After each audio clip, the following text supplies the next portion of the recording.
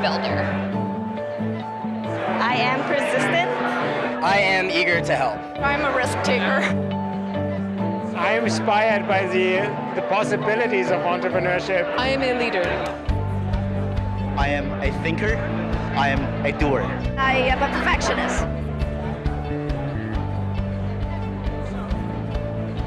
I'm an entrepreneur because if I don't make it, no one else will. We are actually able to develop processes that can be more efficient. My name is Cynthia Franklin. I'm Director of Entrepreneurship at the Berkley Innovation Labs here at Stern. The Entrepreneur's Challenge is one of the largest and most intense venture competitions of its type in the country. Each year, more than 200 teams enter, and it spans over 8 months. The challenge literally walks teams step by step through the startup process, from idea to launch. The Entrepreneur's Challenge molds the entrepreneurs in 2 ways. First, it subjects them to rigorous analysis about their business, and second, it exposes them to tremendous mentors and leaders in the entrepreneurial community. And both of those factors help make their businesses 10 times better. Its primary aim is to support and provide guidance to all the students, alumni, faculty, and researchers who really want to create something new in the world of business. The secondary aim is to identify and reward those ventures being developed inside of the university and inside of the NYU community with the greatest potential to not only become viable businesses, but more importantly, become disruptive ones. The Berkley Innovation Labs is a very central part of entrepreneurship at Stern, both in terms of curricular and co-curricular offerings. Entrepreneurship is like strategy and theory in action. It brings together everything that you learn about business into a focused attempt to solve a problem and sparks creative ways of thinking about that problem. No matter how many ideas I think I've heard of, when I come to the Entrepreneur's Challenge, I'm just blown away by the creativity, the inspiration, the new ideas that this generation of entrepreneurs has to offer. We're working on an in-bed resistance training product for the elderly. A loyalty program for plant-based eating. Building a more efficient, powerful, and lightweight electric motor for electric vehicles. What I loved about the process was there were many people at NYU that pointed out gaps in our plan, right? So they said, you don't have this or you missed this. And so that iterative process of learning from your peers, from venture capitalists, from judges, from professors, really helped us make the plan sort of bulletproof when we did present it in the final round. Oh, it's been incredibly helpful. It's been very useful to have a structured process. We've had a lot of coaching, we've had the boot camps. It's forced us to progress a lot faster than we may have otherwise. It's held us accountable to deadlines. It's exposed us to a lot of really interesting people and mentors. I would say the one-to-one support that we get from the people here at Stern, I wouldn't think that you would be able to do that with this many teams, but it's been unbelievable for us. I think this competition challenges you in ways that you weren't expecting, and this actually comes up a lot in startup life. And so the piece of advice I'd give to everybody out there is to just keep going. Just have persistence, because if you keep making a little bit of progress every day, it actually adds up. It's important for universities to cultivate entrepreneurial talent because these are the people that are creating a new future for us. We try to bring people together to let them know they can succeed, they can do it, they can take the ideas, they can get a mentor, they can get an opportunity to look out at the world, and in a little bit of a formal sense, they can look around and say, gee, this is a place where I can do things. Give them the opportunity to look inside themselves and try and figure out how can they convert that to a business idea. The Entrepreneur's Challenge is not an academic exercise. We do not give awards for the best plans, and this is not a pitch competition. Teams participating in the Entrepreneur's Challenge are really getting a 2-for-1 sort of deal. The challenge is both an accelerator program and a competition. It's an accelerator program because we provide boot camps, workshops, and tons of one-on-one coaching. But the second component, the competition, is the icing on the cake, if you will. While the teams are learning how to refine their venture concepts and business models, they can also compete for the chance to win cash prizes and pro bono services. The teams that typically win the Entrepreneurs Challenge take full advantage of all the resources at their disposal through the Berkley Innovation Labs. They leverage the thriving New York City ecosystem NYU sits at the center of. The prize money is not a way of saying congratulations for a job well done. The prize money is to fund all the work that's yet to come to bring the concept to fruition.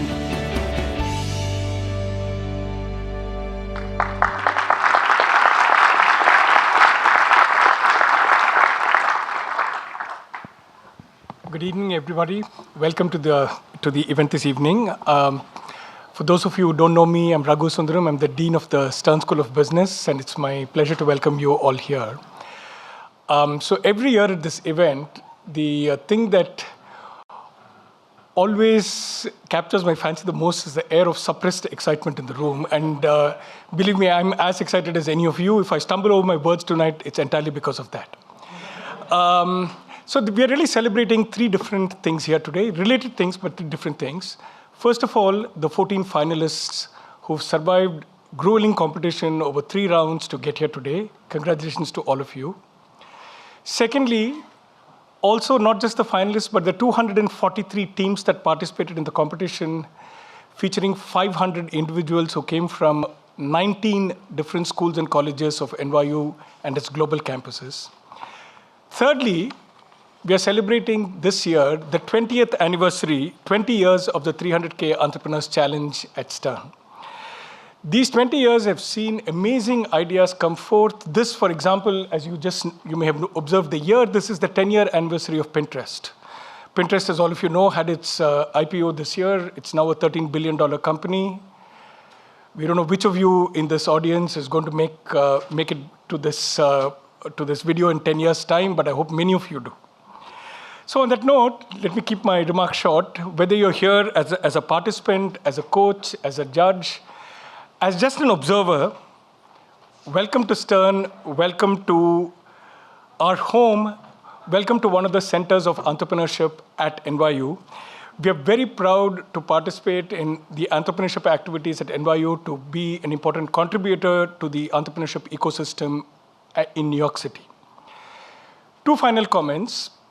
I want to take a moment to thank the team at the Berkley Innovation Labs that puts together this challenge every year and organizes it. But not only that, they provide an incredible degree of programming, advising, and guidance to something like 1,200, 1,300 aspiring entrepreneurs every year. So very special thanks to all of you, to Deepak Hegde, to Cynthia Franklin, to Phoebe Punsalan, Danny Lafuente, and Patricia Miller. Thank you all.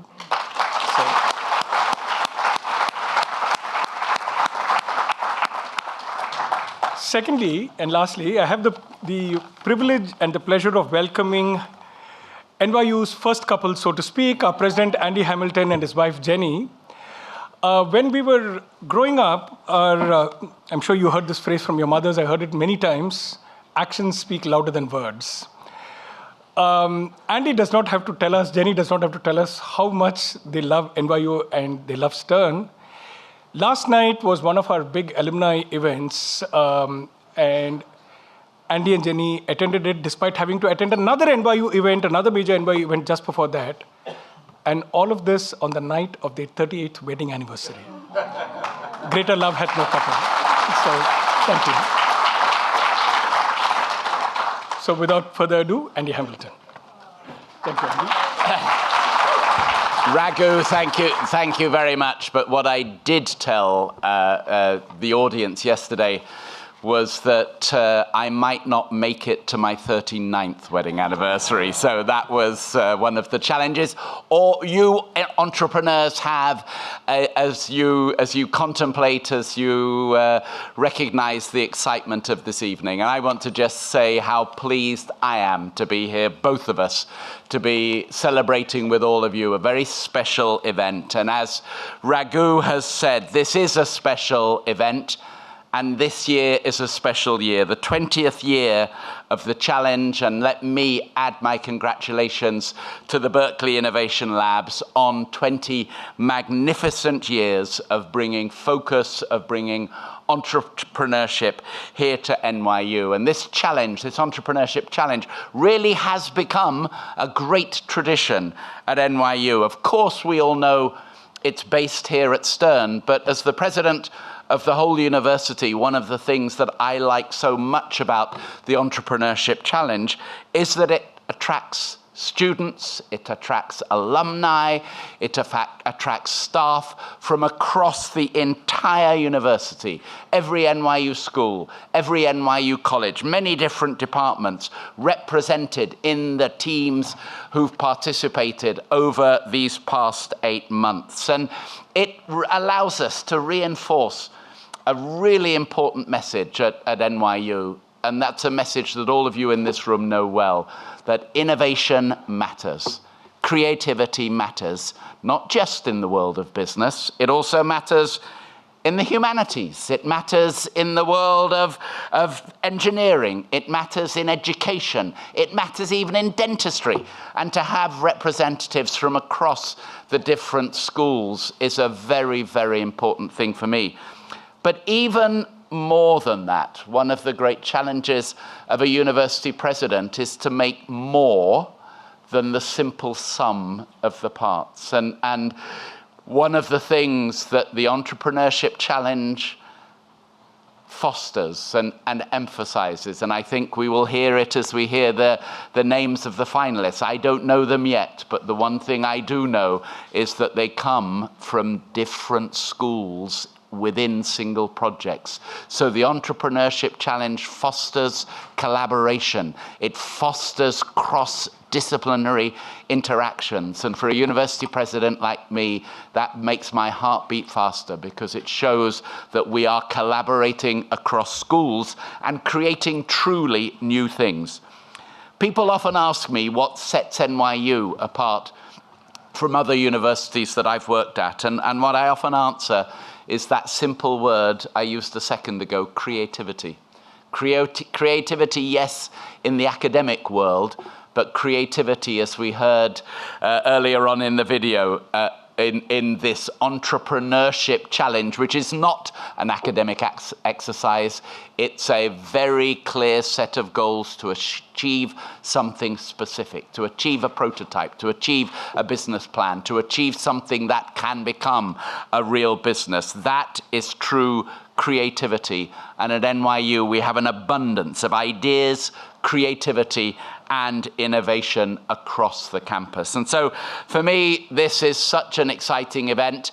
And let me just leave with one other point. You know, creativity and impact comes in many different forms. And while I'm extolling NYU and while I'm extolling Stern, let me mention another important area where this university leads the way.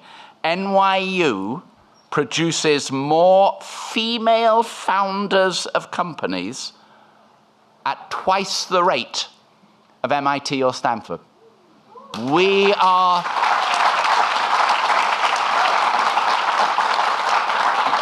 sixth in the country for producing female-led companies that then go on to receive significant venture capital funding. And Raghu mentioned last night's dinner. Well, at last night's dinner, we celebrated and recognized a truly wonderful exemplar of that NYU commitment to diversity in everything we do and promoting female entrepreneurs, because we awarded the Haskins Awards to the wonderful Liz Elting.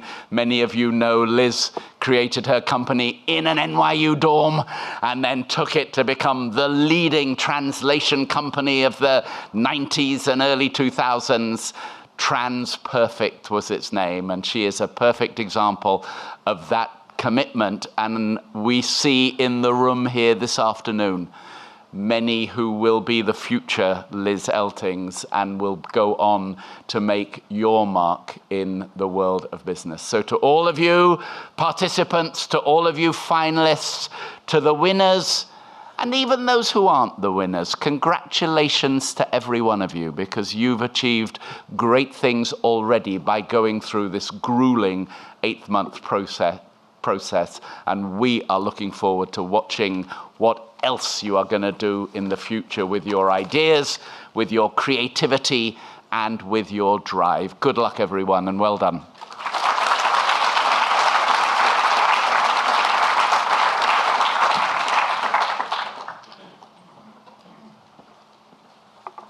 Good evening and welcome. When Dean Sundaram asked me to take over the leadership of Berkley Labs last year, it didn't take me more than a minute to say yes. And there were 3 things that came to my mind in that fleeting 1 minute that I took to make my decision. The first was to thank an amazing ecosystem we have here at NYU and the city that I believe is poised to make us, as NYU, as well as the city, the world leaders in entrepreneurship. The second was a president who is not only inspiring, but is constantly committed to cross-disciplinary sort of dialogues and collaborations and so on, which I believe is essential for entrepreneurship. And the third is a dean who is 100% committed to making entrepreneurship and tech a large part of what we do here at Stern. So those were the things, and it took me a minute, and I said yes. And that was the easy part. The second part was to figure out what to do with a process here at the Berkley Labs that has always done amazingly well. So I thought, okay, let us think about what amazing universities do to encourage entrepreneurship. Everyone has a program. Everyone gives out awards. So what can we do that is distinct? And it struck me that the core thing that we have that sets us apart is our human capital. It is you. So one of the key things that we will be doing even further at the Berkley Innovation Lab is to strengthen the entrepreneurial networks that we have, the networks between our current students and past entrepreneurs, our current entrepreneurs and our venture capitalists that go on 3, 4, 5 years after graduation to fund companies as well as start companies. It may not surprise you that about 40% of venture capitalists come from Stanford and Harvard alone. And it's also not a surprise that more than about 40% of the venture funding goes to entrepreneurs from these universities. And the reason is the strength of the entrepreneurial networks. And we think we have something amazing here in terms of the human capital we have. And we want to commit ourselves to nourishing those networks even further. The second is in the spirit of greater collaboration, and this is to kind of paraphrase President Lincoln, to add the fuel of commercial interest to the fire of scientific genius. We here at NYU Stern, between our faculty, between my wonderful team that runs the show here, and our students, are attuned to thinking about commercial interest a lot. In fact, that's what we specialize in. But in order for that to be meaningful, we need to take the brilliant ideas that come from the different universities and different departments and schools at NYU, work with them in order to make this marriage happen and be successful. So we will be recommitting ourselves to even further deepen the collaboration between Stern here and the rest of the campus. The third thing is really to listen to the data. In many ways, unless we look at the data, we don't know what amazing things we are doing. And what we are starting to do is build a database of entrepreneurs. One of the key challenges with entrepreneurship is most of the NYU-based entrepreneurs become entrepreneurs several years after graduation. So it really becomes hard to kind of track the data. And we are trying to put together a process where we go back and look at them, build the data, and see what we are doing. And we started looking at the data starting from the last year. And what we found was this. In 2018, 204 NYU alum collectively raised about $4 billion in venture funding. That's a very large number. That amounts to about $90 million per venture that was raising funding. That's, again, a very large number. And to add to what President Hamilton already suggested, we not only have an amazing number of female entrepreneurs here, but also some of our absolute stars are female entrepreneurs. So 3 of our female-led startups collectively raised $175 million last year in venture funding. We also looked at where we are raising venture funding. And this may not be that surprising given what we are known in the city for. We are known for a lot of things. One of that, thankfully, is also food. So 30% of the venture capital that NYU alum raise tend to be in startups associated with food-related technologies and some of these other areas as well. So what we are going to do then is take this as a first step, listen to the data, and think hard about where we can further sort of allocate our resources, strengthen and build our advantage, and become an even greater center for entrepreneurship and innovation and raise NYU as a whole. So I just want to say that in terms of kind of the longer term things that we are working on. And thank you again for your amazing participation here tonight. And welcome you all to this amazing event. Congratulations, and I look forward to a great evening. Thank you.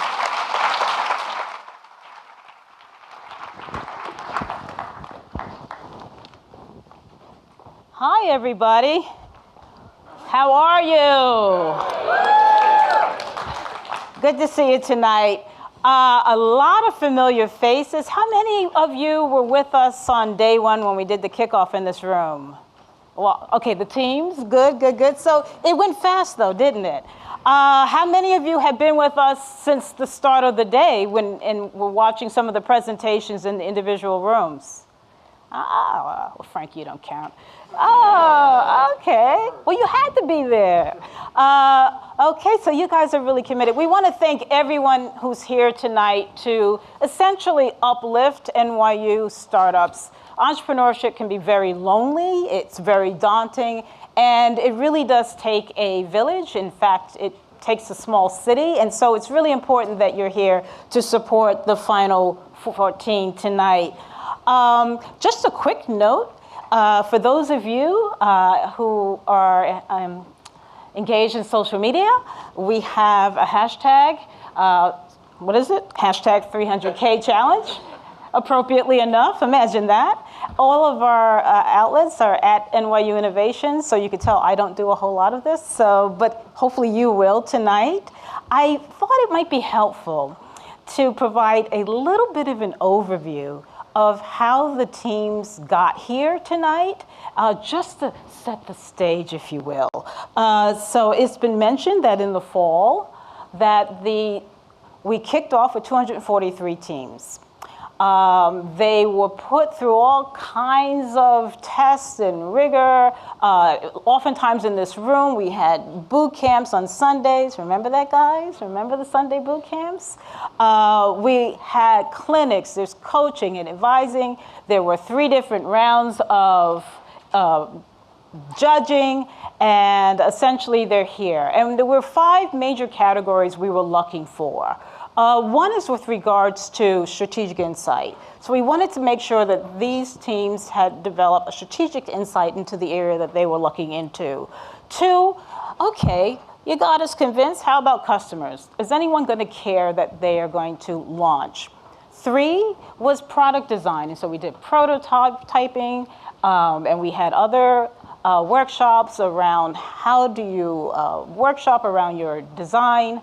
We had advance the slide. Thank you. We're all very tired.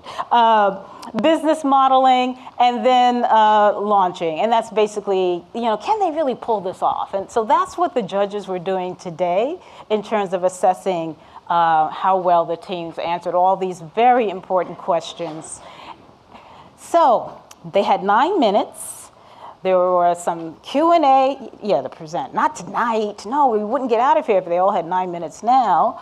And then there was Q&A, and then tonight we thought we would give you an opportunity to meet the final 14.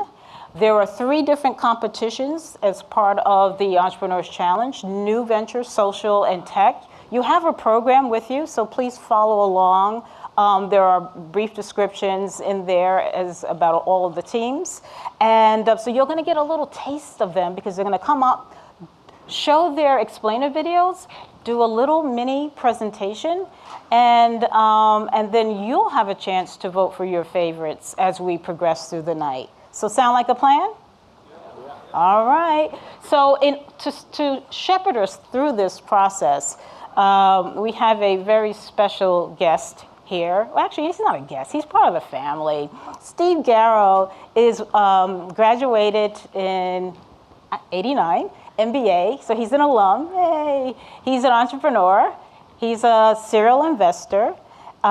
He is one of our entrepreneurs in residence, and he's going to serve as he keeps saying as the Ricky Gervais of today's programs. But then I reminded him, I'm pretty sure Ricky Gervais was not invited back. So we don't want that, but we do want Steve. So help me welcome Steve Garrow to the stage. Thank you, Cynthia. Thank you, Cynthia. You're definitely taking your chances tonight on this one. First of all, welcome everybody, invited guests, judges, all of you in tonight's audience. We're live streaming this, as Cynthia mentioned, so those of you at home or wherever you're watching, welcome. And of course, to our teams who have gone through a long program, and this is the night we've all been waiting for 8 months and longer. So welcome. First, if you don't mind, a quick order of business. I've got a couple of kids at home, and Phoebe, if you could, please. Oh, this next slide? Yeah. On your slide? My slide.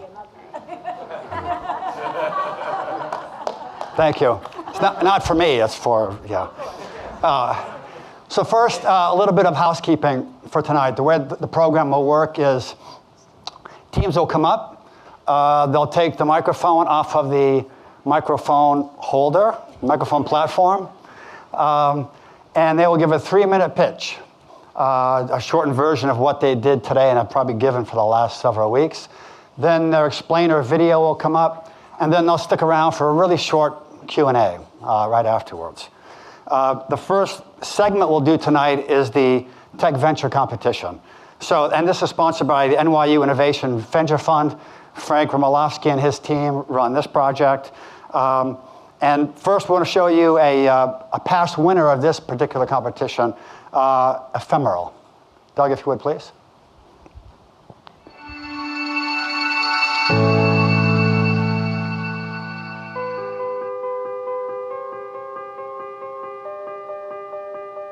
So we're making tattoo inks that are applied just like conventional inks by tattoo artists, but fade away naturally and on their own. The first inks we're launching last around 4 to 6 months. So we came up with the idea out of the experience of one of my co-founders. And he went out and he actually got a permanent tattoo on his bicep. And he goes home to his family. His family was not happy. But to try and keep peace in the household, he went out and he tried to figure out how to remove it. He went to a great laser surgery clinic, and after that first session, he had permanent scars, he had infections, and it was really painful. So he started thinking about, well, are there any tattoo inks that might not be as permanent? And there wasn't. And when we first started, we spoke to a bunch of people, and we found that around 60% of them who don't have tattoos actually wanted one. And the only thing holding them back was the permanence. And we're building this technology to make that a possibility. So I have to give a lot of credit to the Entrepreneurs Challenge.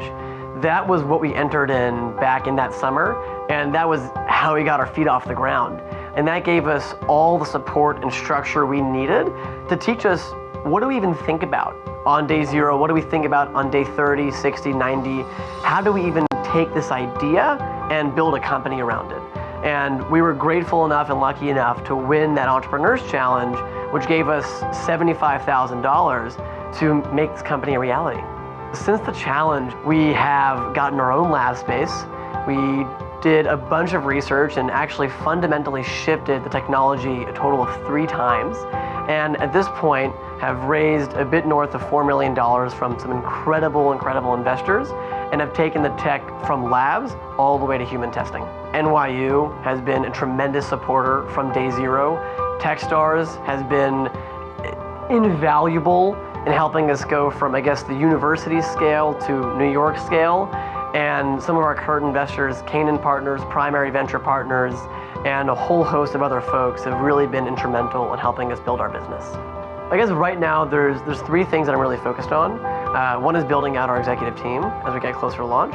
The other one is gathering a bunch of customer input around product development. And the last one is building out a network of tattoo artists. That's actually been some good bit of fun. The next 10 years, I would hope every single person in this room is rocking an ephemeral tattoo.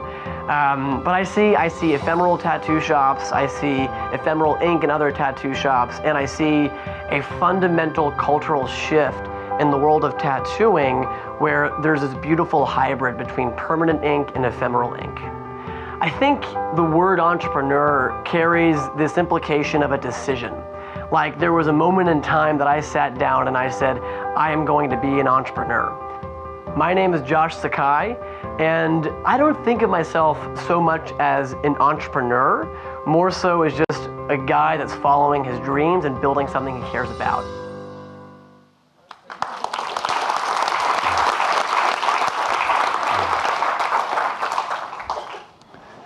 So, before I forget, I am live tweeting this. If you got my Twitter handle from a couple of slides before, you can hear my deepest, darkest thoughts of what I think of what we're hearing tonight. First team, Pi Radio, Aditya and Marco.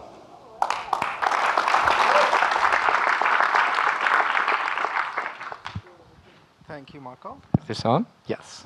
Hello, everybody. I'm Marco. I'm a co-founder of Pi Radio. Hello, everyone. My name is Aditya, and I'm the second monkey in this circus. So at NYU Tandon School of Engineering, we've been pioneering the research on this specific topic called 5G millimeter wave.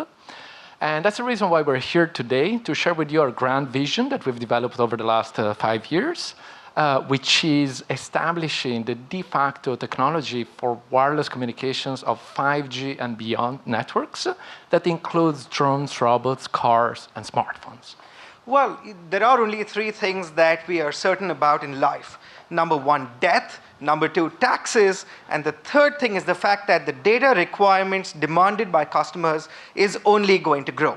And everybody knows that the number of devices that are connected wirelessly is going to grow. And in addition to that, the data rates demanded by each of these devices is also exponentially going to grow. And as Marco mentioned, when we think about wireless, it's not necessarily Wi-Fi or cellular, but it's everything else that is connected to it. It can be drones, it can be cars, augmented reality, virtual reality. I think the bottom line is that the future is definitely wireless. But then, when we think about wireless systems today, pretty much every single wireless system operates over these low frequencies, and these frequencies are incredibly congested.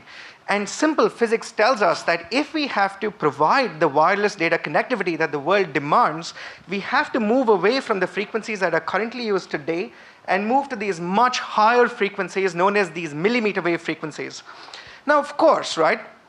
These new frequencies have got tremendous amounts of spectrum, but unfortunately, or rather fortunately for us, the technologies that exist in the market today do not adequately leverage and utilize this tremendous amount of spectrum. And what we have done is we have built technologies that can leverage these new millimeter wave frequencies to provision the data requirements that the world demands from us. Exactly. So based on that technology, given that it shines particularly in mobile and complex environments, which is where the industry could not reach as of now, we intend to first sell our plug-and-play wireless, millimeter wave wireless dongles into the drones ecosystem, where there's these players that are moving around in these variable and dynamic environments. And then in parallel, we reach out to markets such as connected cars, exchanging data to realize the self-driving paradigm in the robotics for smart factories. And ultimately, we reach into the daddy of all these markets, which is the cellular market. And thank you, everybody, for being here. I hope you enjoyed the video. Thank you, everybody. An increasing amount of people and devices is consuming more data than ever before, but it remains crammed on the same bands of the radio frequency spectrum that mobile providers have always used. That means less bandwidth for everyone, causing slower service and more dropped connections. For this reason, the telecommunications industry is tapping into a vast and largely unused portion of the electromagnetic spectrum, the millimeter waves, which use frequencies higher than the radio waves that have long been used for mobile phones. However, using millimeter waves to connect mobile devices such as smartphones, cars, drones, or robots is extremely challenging for two main reasons. Number one, to expand the limited range of a single antenna at millimeter waves, multiple antennas are jointly used to concentrate energy in a specific direction. Challenge number two, at millimeter waves frequencies, the signals can't easily travel through obstacles like buildings, trees, or humans, meaning that the link is susceptible to frequent drops. The industry-accepted millimeter wave technology works well in stationary environments, but it breaks in mobile and dynamic scenarios because the radio allows to send and receive data in only one direction at a time, making it impossible to establish a fast, seamless, and robust connection. So, what's the solution? At Pi Radio, we are building a radio technology that can transmit and receive in multiple directions at the same time, which enables much faster and reliable connectivity. For this reason, our grand vision is to establish the de facto millimeter wave ultra-wideband wireless communications technology for 5G and beyond. Fast and seamless internet access for smartphones, enabling also mobile VR and AR applications, improved safety, and infotainment for autonomous cars and efficient robotic operations.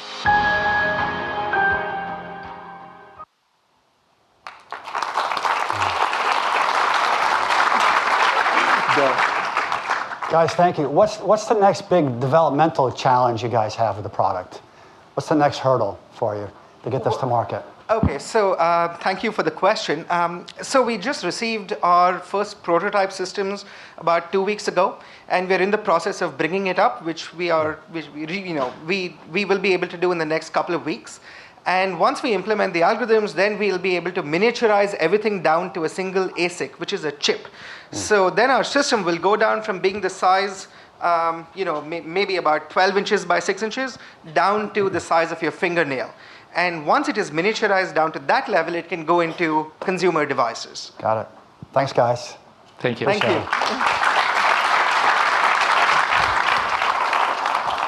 Next up is Greg with Mixie.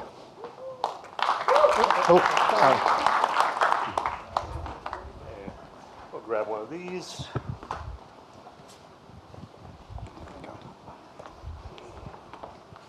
All right. So my name is Gregory Limbersky. I had just defended my PhD in radiology last week, so I'm working this full time. And this is Benjamin Adesarone. He's my talented CTO. He's a great programmer. So let me address the elephant in the room. This guy, money, George Washington, the first president of America, military general, and the face of the $1 bill. We all remember his glorious life, but we tend to forget about his death. 1799, George has a sore throat, so he gets into contact with some of his doctor friends. Say, I want the VIP treatment. I'm feeling not so good. So what do? Well, they give him the VIP treatment. An ordeal of spices, induced vomiting, and letting 40% of his blood.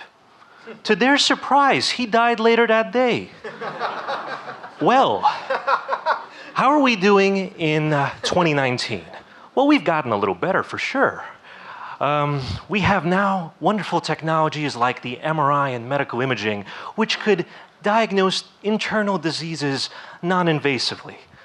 But we still have some ways to go. We can go to higher resolutions and have more precise metrics. And the way to do this would be to increase the signal-to-noise ratio on MRI systems. So the industry knows about this.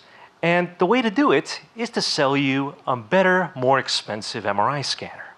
A 1.5 Tesla magnet is $1.5 million. 3 Tesla, $3 million. 7 Tesla, 7. Yeah. So this is kind of expensive. For the price of an individual 7 Tesla magnet, the hospital could purchase 2 3 Teslas or 4 1.5 Teslas. But they generate far more revenue with the 1.5 Tesla option because insurance doesn't bill you for the field strength. So pretty much no financial incentive on getting a better diagnosis. So why would you ever go to 7 Tesla? Well, peace of mind. At 7 Tesla, radiologists make fewer mistakes. Take the pathology of temporal lobe epilepsy. Through inter-rater studies, they find that radiologists are in agreement 92% of the time at 7 Tesla. But when you go down to 3 Tesla, the agreement drops to 57%. Uh-oh. Wait a minute. Actually, 90% of the scanners in the United States are of the cheaper, low-end 1.5 Tesla variety. You wish you got 57% agreement. So that's what MIXI is all about. We offer a technology, software as a service company, to bring up the quality on low-end systems, effectively bringing high-end quality to low-field scanners. And beyond that, well, I guess you'd have to watch some of our video. So thank you very much. My name is Gregory Lemberski, and I'm the founder and CEO of MIXI. MRI isn't perfect. If you want better images acquired more rapidly, you will need to increase the signal-to-noise ratio. The industry tries to increase the signal with better hardware. But hardware doesn't only increase the signal, it also increases the price. Simply doubling the signal of a 1.5 Tesla magnet would cost $1.5 million. And these figures quickly spiral out of control for higher-end systems. In spite of the greater diagnostic capabilities of higher-end scanners, 90% of the scanners in the United States are actually of the cheaper, low-end variety. This implies that increasing the signal through better hardware is far too expensive for the vast majority of hospitals. So MIXI takes a more cost-effective approach and decreases the noise through mathematical modeling to bring high-end quality to low-end scanners. Here's an example of what an additional $1.5 million of hardware can buy you. After we denoise, the gap in image quality completely disappears, meaning that we can easily bridge $1.5 million of hardware with the price of software, thereby unlocking a wealth of MRI capabilities. MIXI is a business-to-business company that will offer denoising and other advanced image processing to radiologists through a cloud-based system.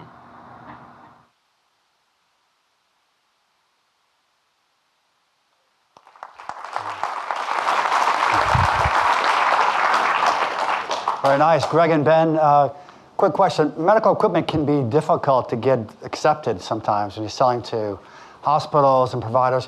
What feedback have you gotten from the hospitals or radiologists so far on this stuff?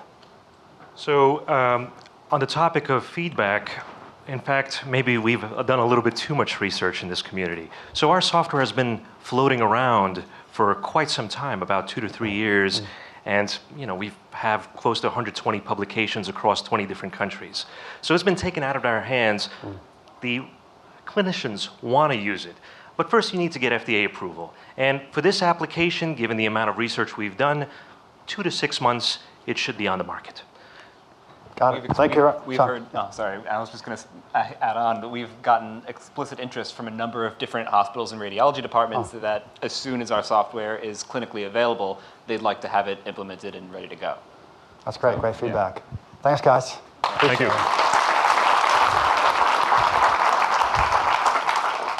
A quick reminder to the teams, we've got the clock up front to keep track of your 3 minutes. Sorry, it's over here. It's right there.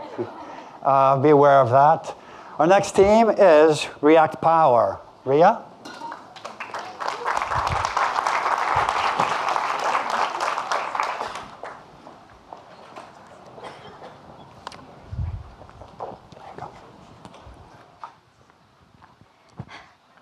Good afternoon. My name is Ria, and I'm the VP of Tech Development at React Power. There are 6 trillion barrels of heavy oil in underground reservoirs around the world, and less than 1% of it has ever been extracted. Heavy oil is a type of viscous crude oil whose thickness makes it difficult to extract, but when refined, it can be used in a variety of industries. In fact, if we could recover another 1% of the total heavy oil resource available to us, we could supply US transportation needs for the next 40 years without ever having to drill a single new site. Now, people are so enticed by the opportunity around heavy oil that I kid you not, they are literally setting the ground on fire to extract it. In a method known as fire flooding, they set fires in a reservoir to make oil more easily extractable. But as you can imagine, that's incredibly dangerous to the workers, the well infrastructure, and the surrounding environment. The more common method for heavy oil recovery is known as steam injection, in which steam is injected from the surface to the underground, and that steam makes the oil more fluid. But it has its own problems. In addition to high capital costs, steam injection is incredibly energy inefficient. For every 3 barrels of oil extracted, 1 of them is actually consumed, and more than 50% of the energy from that barrel is wastefully lost. So how can we address the shortcomings that currently exist in the heavy oil infrastructure? Well, what if I told you? If we could inject a material underground that produces the heat used in steam injection directly on the oil. Well, at React Power, we're commercializing a new class of nanomaterials known as Thermomix, which can do exactly that. We imagine the process in 3 simple steps: inject, react, extract. By injecting Thermomix in a heavy oil reservoir, it will react with underground water, making the oil more fluid and allowing us to extract it more easily. By cutting capital costs and energy loss, we can improve the profit for a typical oil well in Canada by up to 30%. But what's more is that Thermomix is based on mineral chemistry, leaving only a naturally occurring mineral byproduct behind. By commercializing Thermomix, React Power is providing high-efficiency oil extraction using natural chemistry. Thank you.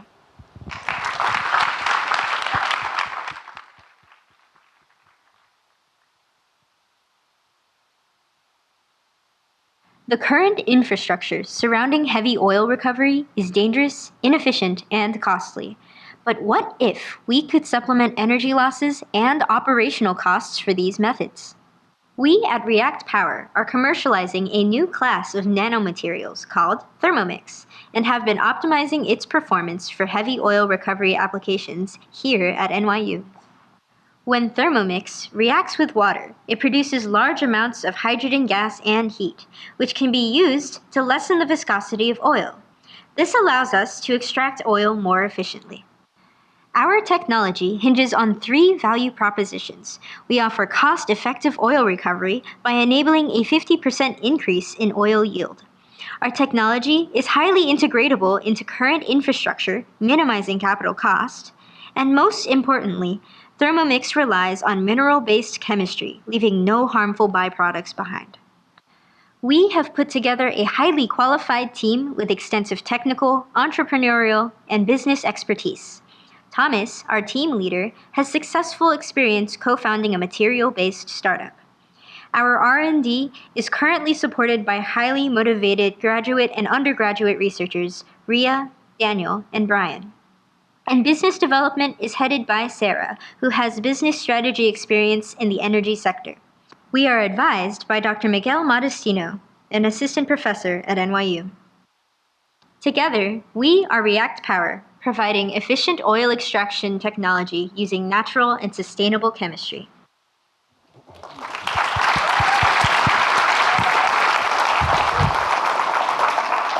Rhea, thank you. Pretty cool stuff. Thank you. Did your team today get any kind of feedback from the judges that you found helpful in terms of your path forward? Definitely. Yeah. I mean, there's a lot of, we understand this is a difficult market it's pursuing. We got a lot of feedback in terms of our business strategies. I mean, our marketing strategy, which was incredibly helpful for us. Great. Thank you very much, guys. Thank you.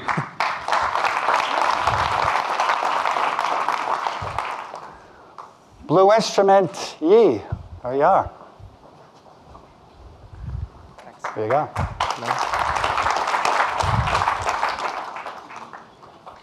Hello, everyone. My name is Yi Yang. I'm the co-founder of Blue Instrument. I'm also the PhD candidate at NYU Stern. We want to provide an IP-protected, real-time structured health monitoring system for wind turbine blade to help blade manufacturers and wind farm operators to maximize the profit, reduce accidents, and lower the maintenance cost. Wind energy is growing rapidly these years, and the installation of the wind turbine is also booming. However, at the same time, issues are rapidly emerging in wind farms. A lot of accidents have been reported, and many countries have started tracking and documenting such accidents. For example, last year, over 7,700 wind turbine accidents have been reported in the world. And based on the data from the insurance company, the blade failure is the primary cause of the wind turbine accidents. They account for over 40% of claims. Because the blade is the most exposed component that is exposed to all the weather conditions. Without proper maintenance, people risk catastrophic failure. Such failure will lead to not only the replacement of the wind turbine blade, but also due to the consequential damage to tower and the human. And to address this problem, we want to provide a novel fiber optic sensing system, including hardware, software plugin to blade manufacturers and wind farm operators. And our sensor is called fiber optic loop sensor. It's only 6 millimeter in diameter and only a 1/4 millimeter thick, which is very easy to be embedded or retrofitted on the existing wind turbine blade, and is able to detect the vibration signature of the wind turbine blade. And the vibration signature for rotating or vibrating machine are really consistent. And a shift in the vibration signature indicates the potential failure would be happened. And we have 2 issued patents for our sensing system. And our market, so our total available market is going to be $27.4 billion, and our served available market is going to be $2.7 billion. And the target market is going to be $459 million. And thank you, guys, and we are Blue Instrument.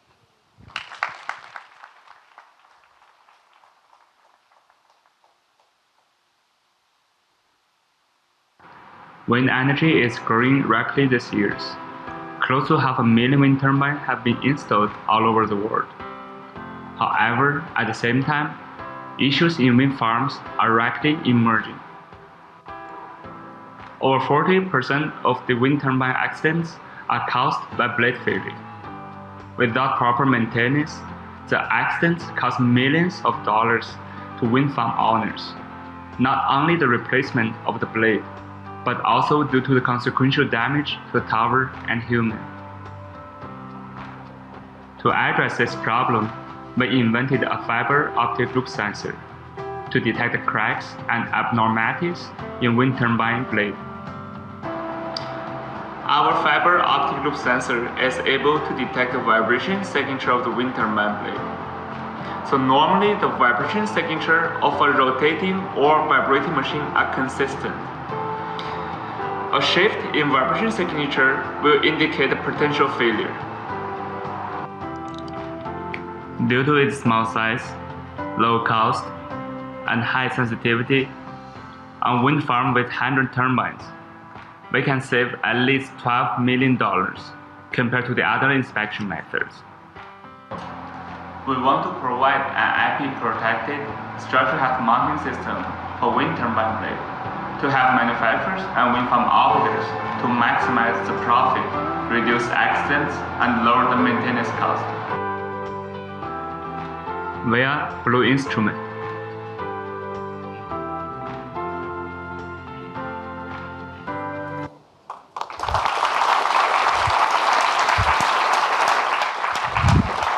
Gee, thank you.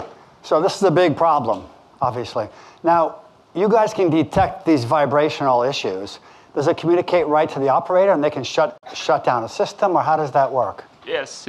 So we detect the early crack for the wind turbine blade. So if the crack is go out of the range, so the maintenance people have to go and repair it before the catastrophic failure happened. So they see that right away. And what's the first market you enter? Is it the U.S. market you'll enter first? Yes. The U.S. market, the wind farm operators are our target market, target customer. Great. Thank you very much. Thank you.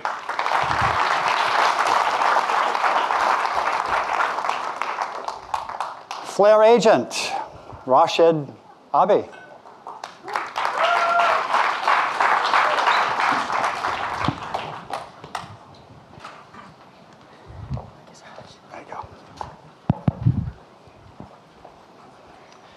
All right, so hey everyone, my name is Abi, this is Rashid, and we're from Flare Agent. Now, before I vomit sentences at you, I just want to take a quick pause. I know we're here from like work, school. We are all busy in New York City. We forget to breathe sometimes. So I just want to invite everyone to take a deep breath for 5 seconds. Join me. So, all right, great. So now, time to vomit sentences. So I have a story for you, a story that begins about 2 years ago. I woke up in the middle of the night freaking out about how I didn't know how to buy a home. What on earth is a 21-year-old doing thinking about real estate, right? Well, the thing is, I grew up with a family that told me that the most important financial decision someone can make for themselves is a home. Now, this wouldn't be a problem if I were back in India, and I'm sure my family would take care of me there, but I've moved to America since, and I see myself living here for a considerable amount of time. You see the problem. First thing I did in the middle of the night at 4 a.m. was reach for my phone, text Rashid, who I just had met recently at that point, and I was like, you worked at a real estate company a couple of years, right? You must know something. Weird enough, he was awake that night, and he was like, yeah, let's talk in the morning. So the next morning, we met out. We decided that we'll reach out to a contact that he had in Texas, a real estate agency. We listened to their problems, built a small MVP for them, and over the past year and a half, we've been able to close 2,500 real homes for them, which are worth about $500 million worth of property. Now, we realized that there's definitely value in this, and so we've been doing our research to expand the product and our market. Right after this, we're going to show you a video where we're definitely talking way too fast, definitely way too excited, but we think it's cute, and we hope you enjoy it. Thank you.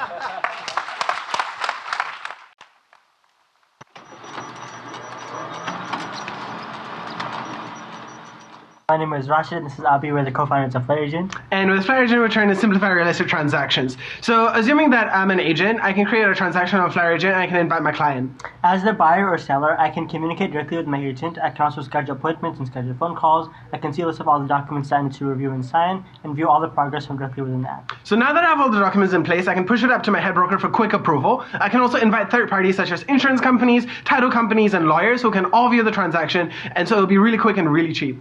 The best part of FlareAgent is that it's really easy to stay organized with multiple transactions. You'll know exactly where you stand on each transaction, and you'll be able to go into each of them for details. In a transaction, you can assign different parties to different steps so everyone can stay updated and know exactly what they need to do to progress the transaction. This speeds up and facilitates the entire process. We're also working on bringing together chat and documents to the transaction that will save you tons of time. We're trying to bring down transaction time from 60 days to just 48 hours, and also the costs from 10% to just 3%. We're hoping to use technology to revamp this old industry and create the awesomest experience for real estate. And this is the last time I'm going to record this. Hell yeah!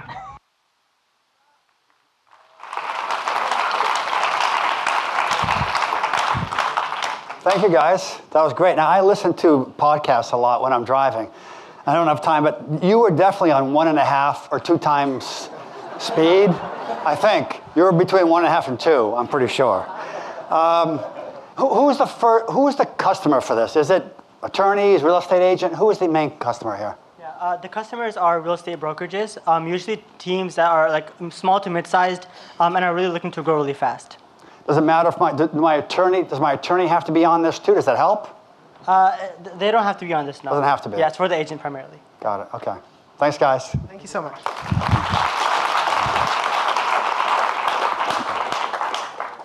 So, it's time for the first voting session. So we're going to have about 3 minutes. Follow the instructions. Place your vote for your favorite team that you just saw. If you need a recap, well, refer to your book. About 3 minutes or so. So those of you at home, please vote. We'll tabulate it very soon. We'll be announcing it after we're done.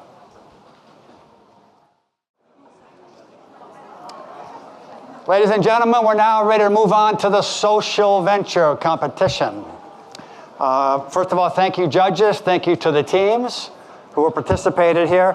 This year's social venture competition is dedicated to the memory of Jason Spindler, who was a finalist in the 2008-2009 competition. And Doug, could we play that IDEV video that he was part of, please?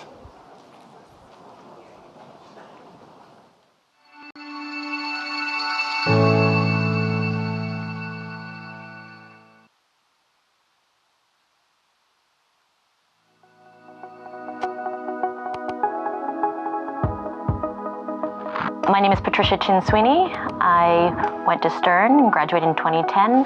I am director and co-founder of IDEV International. We are a global strategy and investment advisory firm focused on scaling businesses in emerging markets. So that means we advise companies on innovation and strategy, and then also connect them with the capital that they need to grow. I started IDEV because I've always been interested in environmental and social impact. I'd worked on the nonprofit side and thought that business ultimately is the solution. In many contexts, people can't worry about environmental or social impact until they've addressed other needs. And so now IDEV is very much focused on taking the best from business, but applying it to maximizing social and environmental returns as well. IDEV has grown a lot over the last 6 years since going through the Stern social venture competition. We now have 3 global offices. We're headquartered in San Francisco to be close to Silicon Valley. And then we have regional headquarters in Lima, Peru, that covers Latin America, and an office in Nairobi. So we've worked with a range of customers. That includes multinational corporations that have operations in emerging markets. But then ultimately what we do is we work with SMEs in emerging markets to help them scale, help them produce quality, and again, get the resources they need to get to the next level of professionalism. One company we've worked with recently is called Twiga Foods. Twiga Foods is a Kenya-based company that has developed an app. In countries like Kenya, most commerce is done through informal kiosks. This app allows kiosk owners to order bananas and other products each week for their store. And when they do that, they also are paying through mobile money, and they're creating a credit history because they may not have a credit history otherwise. The network that Stern offered was incredible. I've met Sternies around the world, many that I went to school with, who are in the same field as me. They've referred a lot of business to us, and we've made connections through that. A Stern alum runs Citi's trade finance for sub-Saharan Africa, and we've talked to him on how we can collaborate and bring more foreign investment into sub-Saharan Africa. I'm an entrepreneur because I saw an incredible opportunity that needed to be pursued and wasn't being addressed by the market.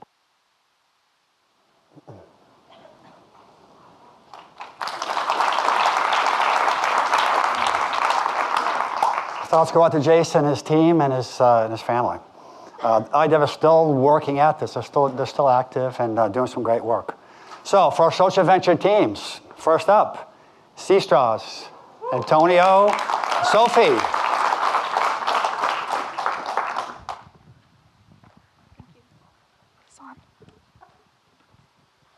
Good evening, everyone. I'm Antonio. I'm Sophie. And I'd just like to start off with a very simple question. So how many of you have already used a disposable product today? Coffee cups, cutlery, anything like that, almost all of you. This problem is everywhere. And today we're going to tell you how our company C-Straws is transforming hospitality through sustainable alternatives. There's so much plastic waste in our oceans that scientists estimate there will be more plastics than fish in the sea by 2050. That's unbelievable. And in fact, these plastics break down. They're not just affecting megafauna like the poor turtle that had a straw in its nose. They're affecting you right here. They break down into microplastic fibers that can enter your beer, your tap water, table salt, and even your seafood, often carrying harmful chemicals along with them. And this is exactly why the tide is shifting away from plastic.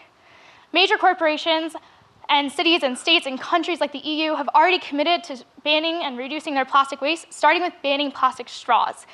And C-Straws here has the solution. Our straws are 100% backyard compostable. That means you can go toss them in the Hudson River, and they'll biodegrade within 60 days, no turtles harmed in the process. We're also a B Corp certified pending startup, which means our commitment to sustainability is unparalleled in this industry. All of our products are made with SFI certified paper, and FSC as well, all made right here in the United States. We're working with policymakers to help drive this movement. Already have passed legislation in West Palm Beach, Florida, and working with the county of Westchester, right, in Pennsylvania.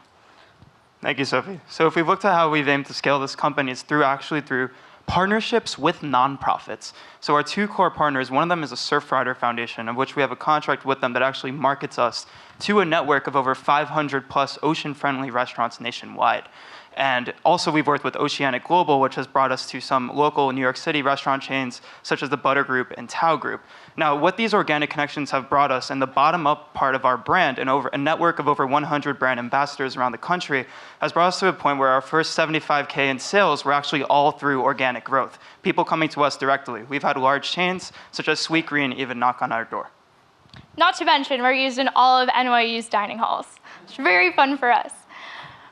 But Sea Straws has actually sold over 3.7 million paper straws. That means we've replaced 3,433 pounds of plastic waste, completely prevented it. And we've even changed the behavior of our customers. 90% of the customers at our trade shows, actually we've inspired to move from using plastic straws to paper. So we look forward to you guys joining us, even using our products, as we continue to transform hospitality through sustainable alternatives. Thank you so much.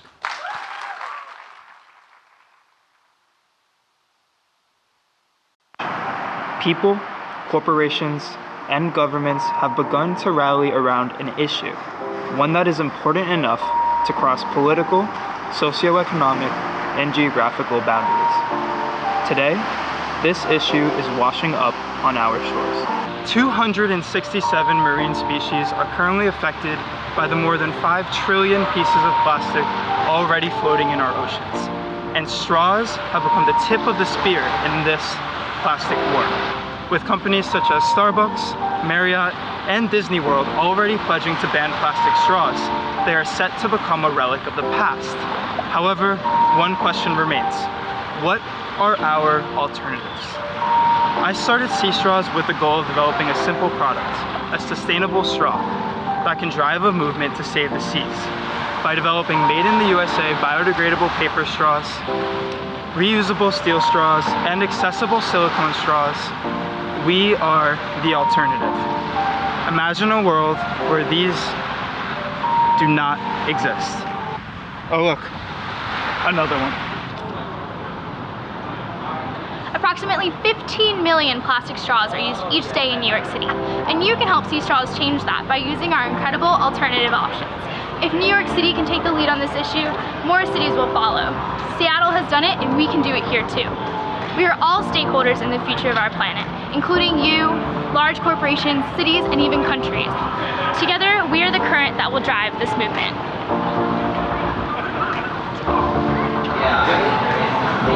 Let's start now, one straw at a time. From sea to shining sea, join us in our movement to make this the last straw.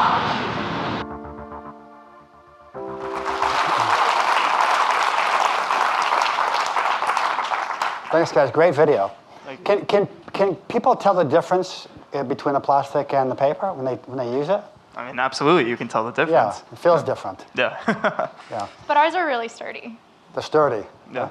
What's the cost difference for restaurants? Is it more expensive and a lot more expensive, or what's the difference? Yeah, it's about double the price, and that's why we love that 90% statistic, because we're actually able to tell people through C, sustainability, education, and advocacy, that our product is worth that double the investment, and that's been excellent for us. We also advocate that restaurants can even, use straws upon request. That actually will reduce their straw consumption by about 40%. Better for the environment, better for their bank. So the awareness ultimately can drop their cost for this stuff anyways. Absolutely. The awareness with the customers. And great. Thank you very much. Thank you.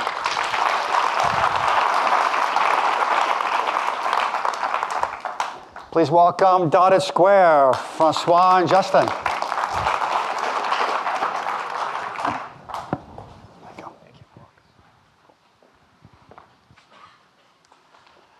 So every 3 seconds, a child in Africa dies completely unnecessarily. Malnutrition caused by a lack of access to food and necessities is at the root cause of this problem.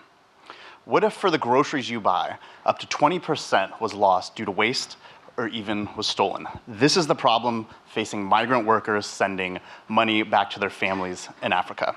Today, over 36 million migrant workers send over $50 billion annually back home to their families in Africa, more than all charitable donations and foreign aid combined. The methods for doing this, such as Western Union, are extremely expensive, costing up to 20%. It's also inconvenient and dangerous. For 70% of the population living in rural areas, a Western Union or post office is a treacherous journey away where literal highway robbery happens. So what is Dotted Square? Powered by leading European and African telecom operator Orange, the size of a Verizon or AT&T, Dotted Square is a global digital marketplace connecting migrant workers to rural merchants so they can send necessities home to their families in Africa. And unlike sending money abroad with Western Union, we're accounting and solving for the last mile where these traditional remittance and mobile money solutions have failed. And by cutting out the money supply chain, we're reducing costs by up to 50%. We ran a year-long pilot during which we recruited 1,000 migrant workers representing $2.5 million in remittance. 30 tons of food was purchased. It was eye-opening. We learned that we could displace the competition and turn customers into advocates. We secured amazing partnerships with Orange, the leading telecom and mobile money provider, Jumia, the Amazon of Africa, which gives us access to 50,000 merchants on day one, and the African Development Bank, which will enable us to scale up immensely our impact. None of this would be possible without the right team. The core team combines 80 years of leadership experience. Justin, our Chief Strategy Officer, founded the Committee for Refugee Relief, along with ex-World Bank leaders. I am Francois, founder and CEO of Dotted Square. I am an MIT alum with leadership experience at Microsoft. I have generated billions of dollars in growth. Our Africa team brings along a massive network that will help us scale up quickly. We are Dotted Square. We power necessities in Africa. Let's do it together. Thank you. What if out of every dollar you spent for groceries, over 20 cents were consistently stolen or wasted in fees? That's essentially what happens to migrant workers providing for their families back home. Powered by leading telecom operator Orange, Dotted Square is a global digital marketplace connecting migrant workers with rural merchants so they can purchase the necessities for their families back home. It's different from sending money abroad using Western Union because we focus on the last mile, where traditional cash remittance and mobile money have failed. Here's how it works. Fatou lives in Paris. Her mother lives in a village in Senegal. Each month, Fatou saves $200 for her mother. Using the Dotted Square marketplace, Fatou selects a village, adds her mother as beneficiary, and adds merchandise to her cart. Once she completes the transaction, her mother receives a text with a code she can show the merchant to receive the goods. Fatou has the peace of mind that her mother safely received the necessities for the month. There are 20 million Fatous in the world. They send home $30 billion a year. With Dotted Square, up to $3 billion otherwise wasted or stolen goes back to the families in Africa. Dotted Square, enabling payments without borders.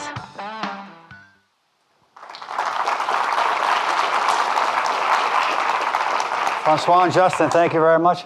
How do you deal with the currency conversion? Does that happen before it gets to your platform? Actually, we have a partner that helps us deal with the currency conversion as it lands in Africa. So everything is in euro, then goes to Africa, and we have a partner to transfer it. Got it. Thank you very much. Thank you. Appreciate it.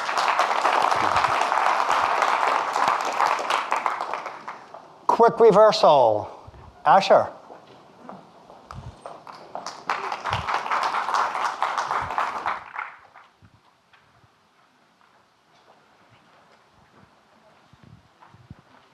Hi guys, my name is Asher. I'm the co-founder of Quick Reversal and also an employee at NYU Langone as a research associate. So a quick question for you guys. How many of you have heard of the opioid epidemic? Raise your hand. Basically everybody in the room. All right, second question. How many of you know how to treat an opioid overdose? Okay, we have a couple, that's good, but not as many as the first question. So I'll share a little secret with you. In 2018, 70,000 people died from opioid overdose. And that has cost the US $540 billion annually. But here's the most shocking part.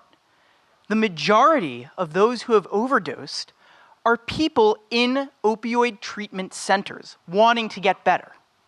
The problem is that withdrawal is so painful that they end up relapsing back to opiates, which in turn causes an overdose. As a matter of fact, that is so significant that it is estimated that 5 to 6 times a patient will overdose or relapse before maintaining sobriety. But it only takes one time to overdose.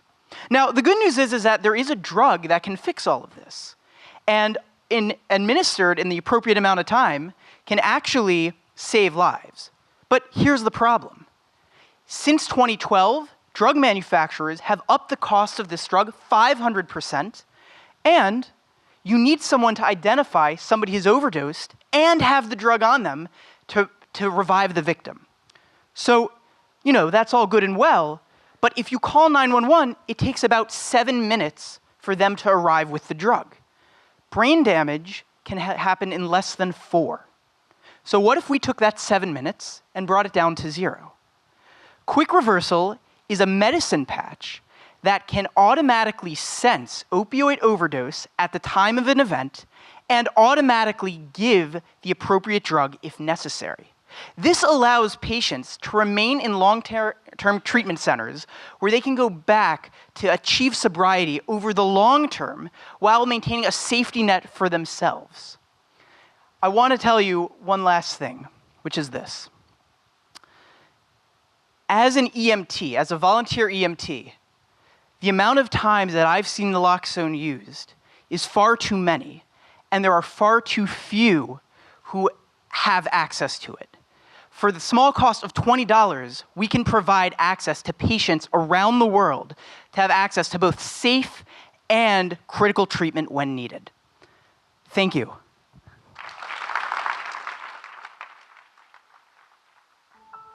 How long can you hold your breath? 1 minute?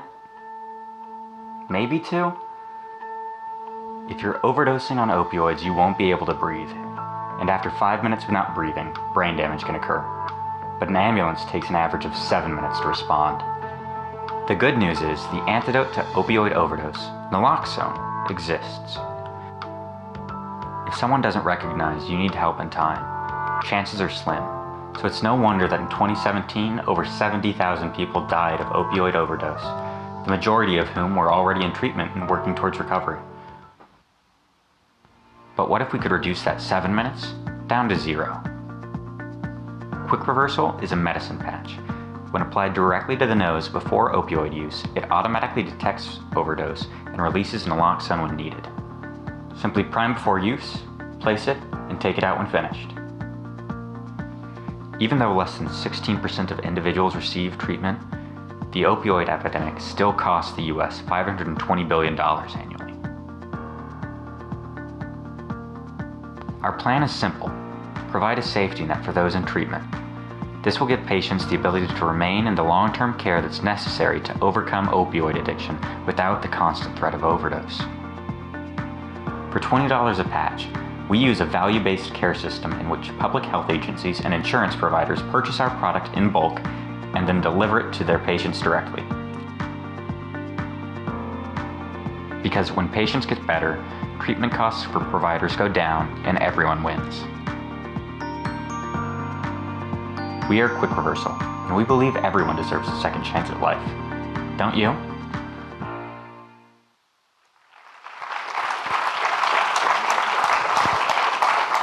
Asher, thank you. Another massive, big problem.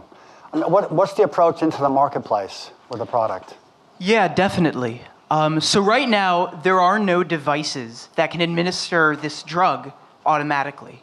And so the idea is to utilize public health agencies and insurance companies, which are the biggest purchasers of naloxone products, to then disseminate them through their normal distributions of supply to the treatment centers that need them.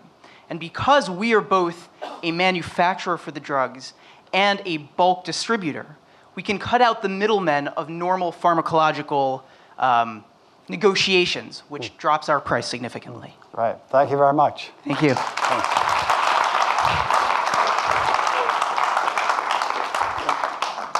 Soko, Goni, and Jonathan.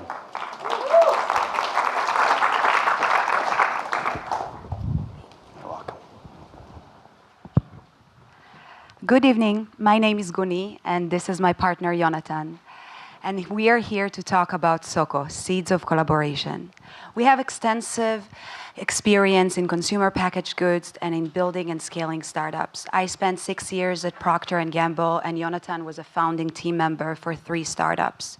We grew up in the Middle East, which means quite a few things for us. Today, we'll talk about 2 of them. The first one is the Israeli-Arab conflict, which has been a sad part of our reality. There's not a lot of dialogue, not to mention collaboration between Israelis and Palestinians. We believe in a sustainable economic collaboration between Israelis and Palestinians as a powerful tool for aligning interests on both sides. We want to focus the conversation on growth rather than war. We want to shift the mindsets of people on both sides to create the infrastructure for peace. That's our core mission at SOCO, Seeds of Collaboration. The second thing about growing up in the Middle East is food, which is a completely different story. Food in the Middle East is delicious, it's healthy, and it's mostly plant-based. And when we grew up, we ate almost every day the queen of the Middle Eastern cuisine, tahini. Tahini, I don't know how many of you know it.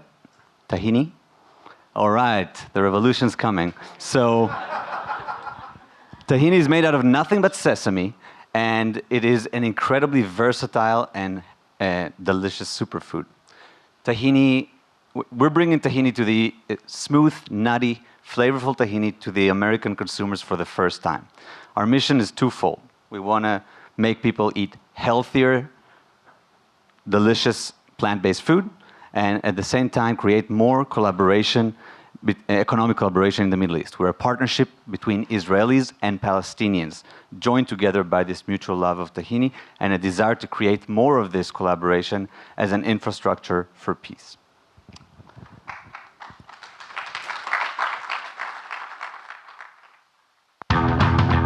Everybody's hooked on something. Sometimes you can tell, but sometimes you can't. Take us, for example, 2 seemingly normal people with uncontrolled passion for tahini, the Mediterranean delicious superfood. What's so special about tahini? Well, simply put, it makes everything delicious. Spread it on bread, dress your salad with it, use it as a sauce, make hummus with it, add it to your smoothie, put it on top of your ice cream. It's delicious. Tahini is super quick to make. You can use it completely raw, as is, or mix it with water, lemon, and other spices. And it is so good for you.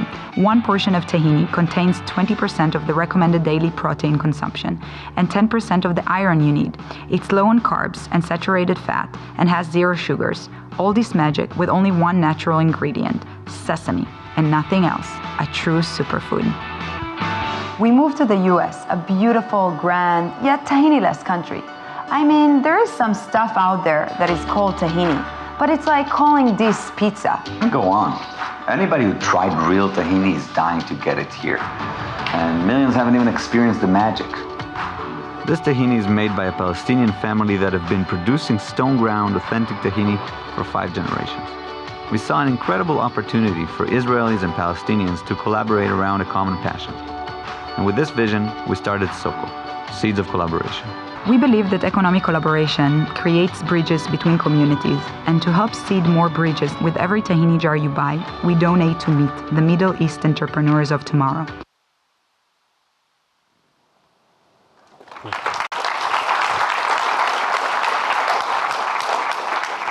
Thanks, guys. Any good advice from the judges today? Anything that stuck with you? Yeah, absolutely. We, in fact, one of the tips was how to create more viral growth on our Instagram channel. Our whole brand is around collaboration between Israelis and Palestinians and donating for more programs that bring together young Israelis and Palestinians to collaborate in creating more such ventures. Tahini itself is a food that is shared, brings people together.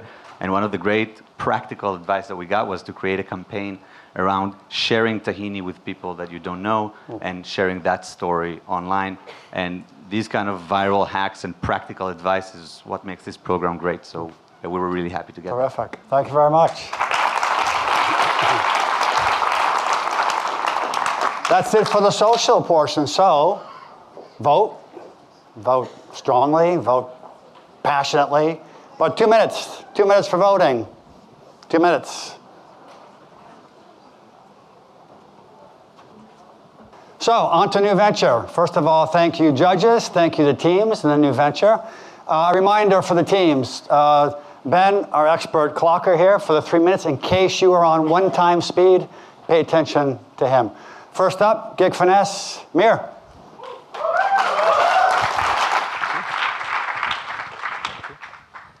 Hello, everyone. My name is Mir, and I'm the founder and CEO of Gig Finesse. And Gig Finesse is an online platform that serves to connect artists and venues in one simple step, eliminating all the hurdles both parties face. So before I tell you a little bit more about the company, and this is only 3 minutes, I want to focus on introducing myself, why I'm so passionate about this project, and exactly what we do for the musicians.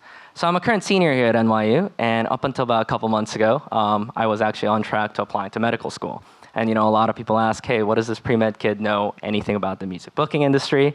And that's because music is something I'm extremely passionate about. In fact, in high school, I was being heavily recruited to go play jazz drums at different conservatories. But stereotypes hold true, and my mom didn't think becoming a jazz drummer was a viable career option for me. So it brought me to NYU, and it still didn't stop me from wanting to go on tour, playing as many shows as possible, and playing at as many venues as possible. And that's when I realized that there was a huge disconnect in the industry. Musicians like myself, there's actually around 3 different status quos for us to go about getting a gig.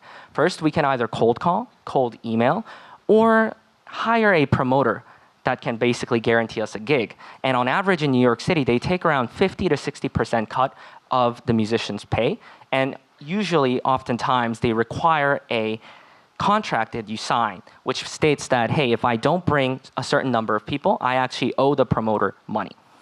From the venue's perspective, they hire a booking agent or a talent buyer who on average gets paid around $70,000 to $80,000 to simply sit there and blindly go through emails and thousands of inquiries from musicians, hoping to put on a good show. And they, a lot of the times, describe this process as throwing a dart with a blindfold on. And being a musician myself, I wanted to give power back to the musicians and the venues and make this industry a little bit more transparent. And seeing is believing, and whoa, that got really loud. Luckily, I had a very, very talented technical co-founder who also happens to be my cousin, who was brave enough to leave his lucrative job at Google as a software engineer to come help me build this platform. And ever since then, we've been just full throttle, and I'm super excited to graduate next week and keep this up. And like I said, seeing is believing, so let's see how we operate in real life.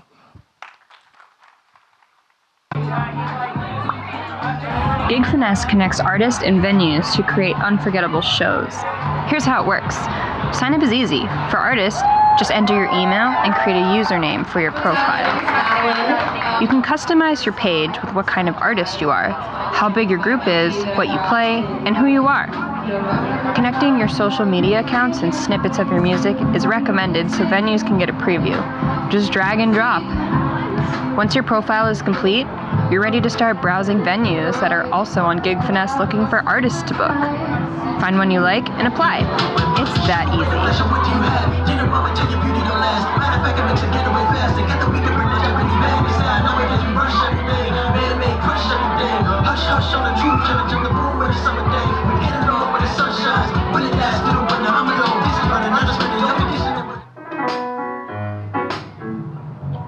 If you're a venue and looking to book up your nights with musicians, Gig Finesse will work for you too. Simply sign up as a venue, create a profile, and let the world know where you're located. Name your stage and create a listing for a gig coming up. Gig Finesse does the rest and matches you to artists. Next thing you know, every night is gig night.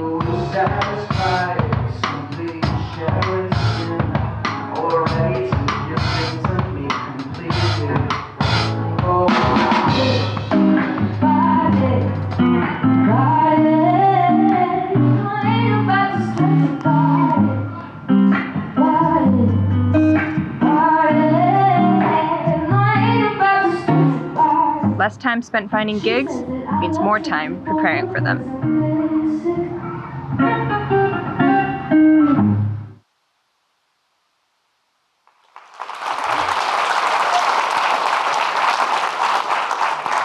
Thanks, guys. Really great. You said you guys were cousins?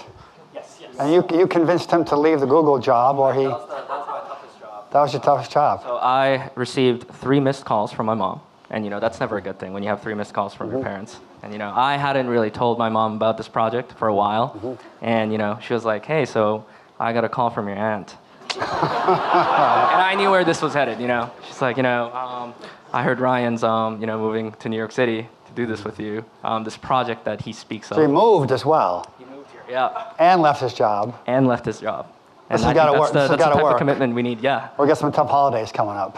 Yes, of course. Is this now in action? Have you guys got this in bars and clubs? It is in action. We've been active for the past 7 months. We've booked over 392 acts in New York City alone. Yeah. And we have a little over 250 live users. Wow, that's great. Thank you. Great. Thanks, guys. Thanks. Revelio Labs, Ben and Maxwell, come on down. There you are.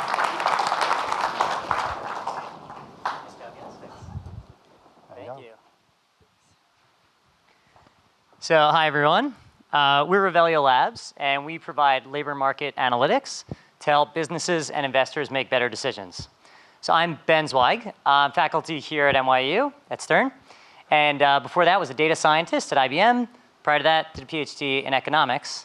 And I'm Maxwell Gove. I'm our head of product. I'm an alum here from Stern, and I currently work in the market data space. Yeah, so we know that people are the most important part of every business. In fact, companies spend about 75% of their budget on talent. And I saw how much this mattered to the bottom line firsthand while I was running the workforce optimization team at IBM. Now, the problem was that all the analysis we did internally was specific to that company, was specific to IBM, and every other company was duplicating this analysis, employing dozens of people, spending millions of dollars a year to create workforce analysis and insights. So we thought, what if we could do the same thing using public data? And that way, we could do workforce analysis for all companies at the same time, and also enable cross-company comparisons. So we found a really interesting segment of the market, which is investment management. And the idea is when a hedge fund is analyzing a company, they need to know, do they have the talent they need to deliver on their strategy? So we're working with one fund, for example, who's tracking the market for cloud. So they need to see, which companies are hiring key talent at the fastest rates, at which companies is the key talent leaving the fastest rates. That's a red flag, and they need to know that. So far, things have been going really well. We've been selling into this market. We've had dozens of calls with dozens of hedge funds. And since launching in October, we've already closed 4 deals, each of them paying $45,000 a year. So we're really proud of the success so far. And thanks to a lot of thanks to the help of the NYU entrepreneurial ecosystem, we've been big beneficiaries of a lot of good guidance. And we're really excited for what comes next. So thank you, everybody. Thanks. Talent is the most significant contributor to a business. Companies spend roughly 75% of their expenses on people. Yet, there is no clear way to track this information, which is critical to surviving in today's competitive landscape. Companies need to know, do we have the right skills to deliver on our strategy?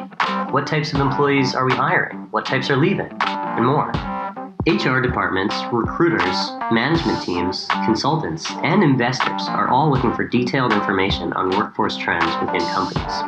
The problem is that, 1, it's difficult to acquire the correct data, and 2, even for those who do gather the data, it's not structured in a way that allows for reliable comparison across firms.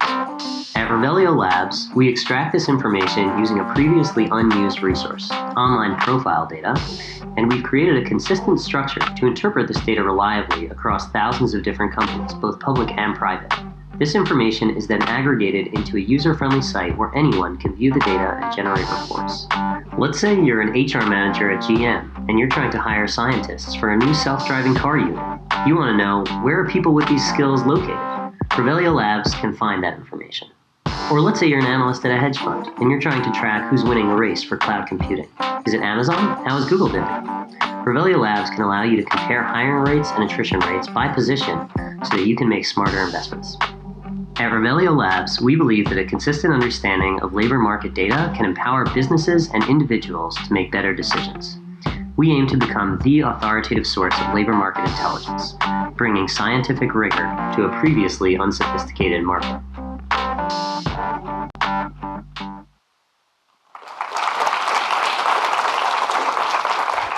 Thanks, guys.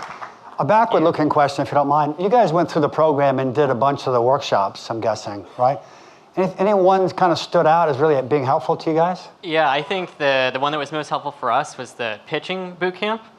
So I think we were in sorry shape in terms of... We see we were not doing well before that, and we had a great coach who really helped us. She made herself available not only at the boot camp, but afterwards. And actually, we talked to her this week before the finals as well. And that, I think, made a tremendous difference today. Got it. Rima, we'll give her a shout out. She's amazing. That's great. Thanks, guys. Thank you. Thank you. Thanks.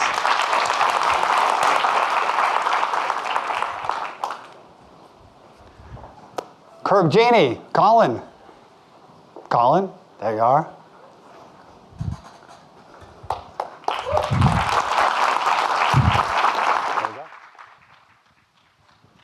Good day, everyone. My name is Colin Horsford. My other co-founder is Jonathan Descartes. We're the co-founders of Curb Genie. Let's just get right to the point. Returning your rental car at the airport sucks. Why does it suck? Because when you're returning your rental car at the airport, you're forced to drive to a separate terminal, often miles away, and that whole process can cost you up to 60 minutes. Now, for an able-bodied person, that may not be such a big deal, but imagine if you're traveling with small children, or if you're traveling with an elderly or disabled individual. For example, at LaGuardia Airport alone, you're required to get into 2 shuttle buses, and it can cost you up to 60 minutes just to return your rental car, causing you to possibly miss your flight. Now, who wants to do that? So my co-founder and I thought, let's do something about it. So we created Curb Genie, curbside car rental returns at the airport.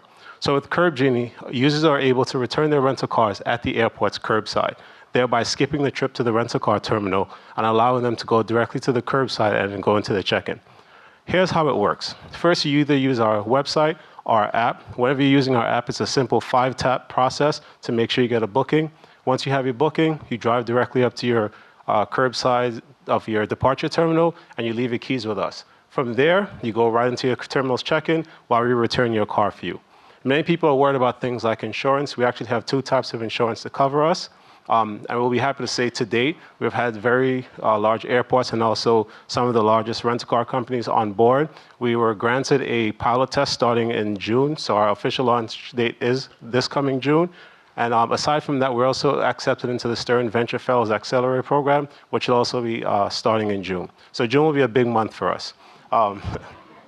As to why we think we can get to this, well, we're forecasting up to about $4 million for the 5 airports that we're initially targeting. Myself, I'm the co-founder and also the COO, so I'm in charge of operations. I previously worked at Goldman Sachs in their operations division, and at night I taught myself how to code, and I built a couple apps, one of which was invited out to Y Combinator a couple years ago. My co-founder is Jonathan Descartes. He's a very successful music executive who has broken multi-million-dollar deals with some of the largest Fortune 500 companies, and also broke several artists and #1 Billboard chart hits. So next time you're returning your rental car at the airport, skip the shuttle and book a Genie, a Curb Genie. Thank you. Do you rent cars when traveling with your family or for business? Isn't returning your rental car at the airport a hassle? You probably spend close to an hour driving to a separate terminal and waiting in line to return your car. Then you lug all of your luggage onto a shuttle over to your airline's terminal, hoping you don't miss your flight. That whole process wastes time and can cost lots more if you miss your flight. Shouldn't there be an easier way to return your car? Now there is. Introducing Curb Genie, curbside rental car returns at the airport. Here's how it works. Simply schedule a drop-off, drive your rental car to the curbside at your airport terminal, and drop your car off with one of our experienced genies. From there, just head directly to your airline's check-in and enjoy your flight while we return your car for you. Worried about damages? Curb Genie has insurance to cover any damages caused by us, so your rental car is covered. Now you can skip the shuttle ride and use the hour you saved to get a little more rest or grab food before your flight. Visit us at curbgenie.com and book a drop-off today.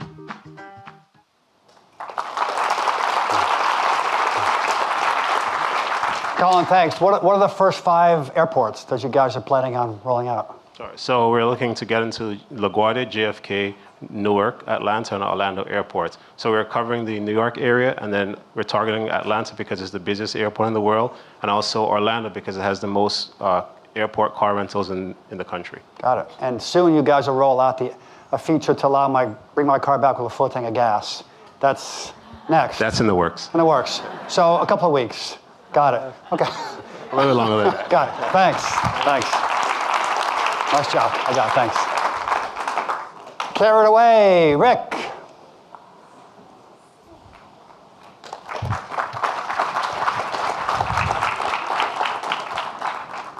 There you go. Oh, okay. This one.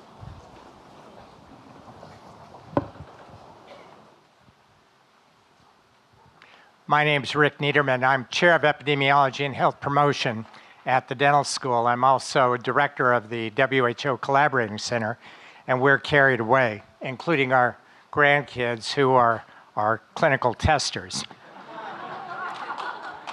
So we bring care to people, care to kids more specifically. And the problem we're solving is caries, cavities. So I'm going to start like some of the other folks by asking a couple questions. How many of you have never had a toothache and never had a cavity? So I see maybe half a dozen.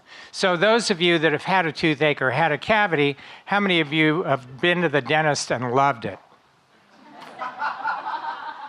One person, and my grandson. But I think he's biased. The challenge here is that dentists use 100-year-old technology. We are paid to drill, fill, and bill. And we're drilling, filling, and billing for a preventable infection. We now know that it's a preventable infection, and there's technology to kill the bacteria that cause the decay, arrest the decay, and prevent it from going further.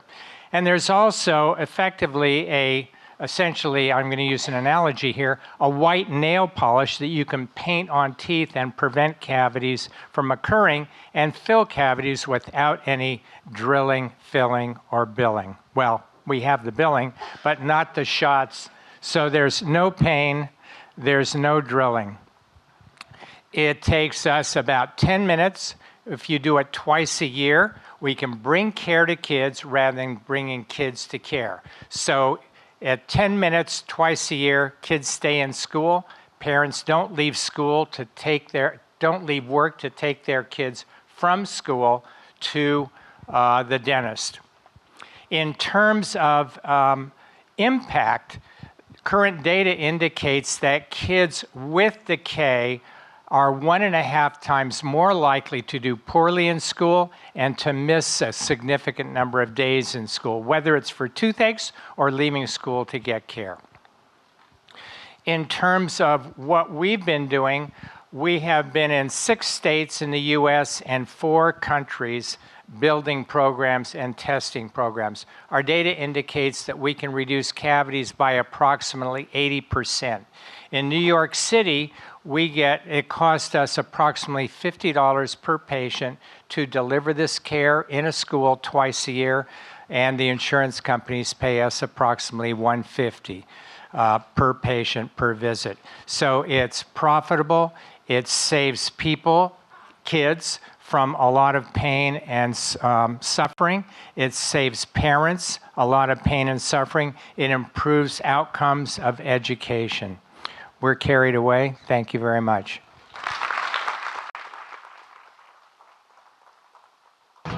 Who has never had a cavity or a toothache? Who loves going to the dentist? Forget outdated 100-year-old drilling and filling.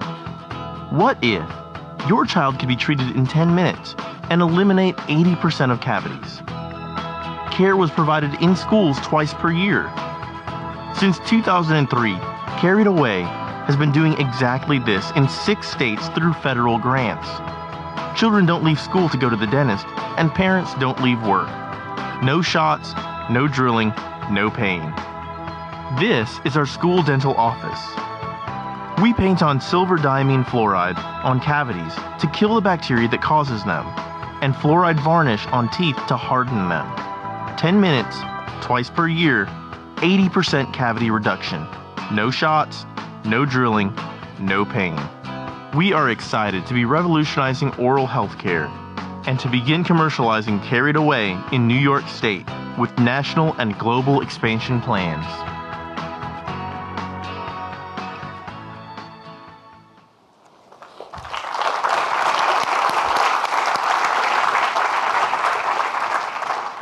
Rick, what's next for the team? What's the next step for Carried Away? So the 2 steps actually to build the infrastructure to have a company, which is why we did the competition, and 2, to begin recruiting schools. We already have grants to be in New York City schools in New Hampshire and New York City, so we want to move it from an academic exercise to a private for-profit enterprise. That's great. Thank you very much. Thanks. Thank you. Thanks, guys. Thank you. Ioana and Yanis from Verge.capital.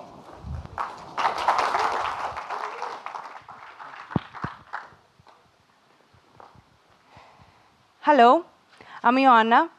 I'm co-founder and chief risk officer of Verge Capital. There are 250 million adults in the US and numerous credit bureaus. There are 510 million adults in European Union, and it's shocking that there is no common credit scoring provider, which leaves approximately 58 million EU citizens with no access to credit. We are going to solve this with Verge Capital. I'm from Greece. I possess 17 years of experience in the field of credit risk, and I'm here to tell you a story. The US retail credit market is serviced by 5 credit bureaus, while in Europe there is none. Nevertheless, there is a market opportunity of more than $2 billion based on the annual spending figures of EU banks on retail credit assessment. Why is this the case? This is the case because domestic credit bureaus are domestic and stay domestic, financial institutions do not exchange information between them, and traditional credit score models are primarily based on negative credit events.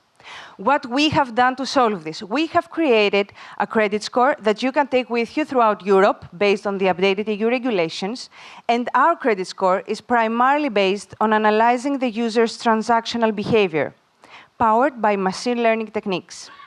Since our founding in July 2018, we have won Disrupt Greece, an innovation competition powered by Fortune magazine.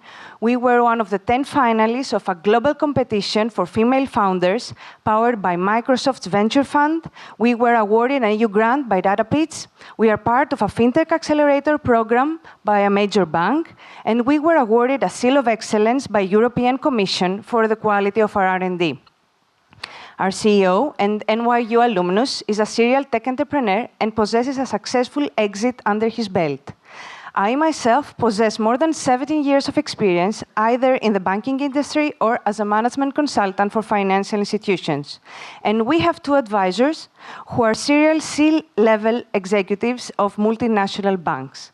We have the right team, we are product ready, and we are ready to scale. Thumbs up, everybody, for Verge Capital. Thank you all. Thank you.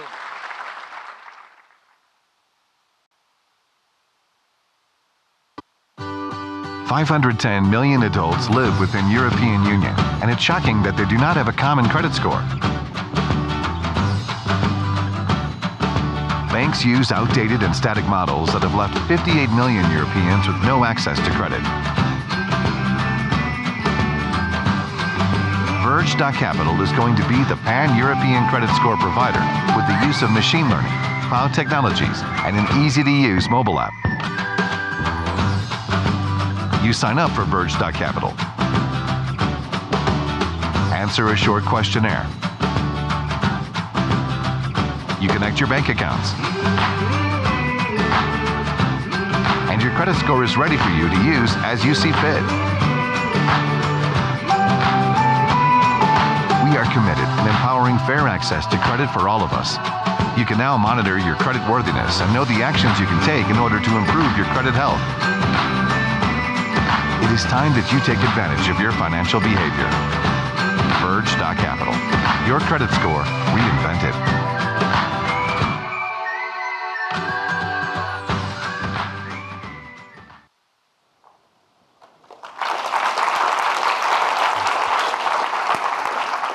Ioana and Yanis is a reason why Europe is a good fit for what you're doing? And would this work in Asia, Africa, or not?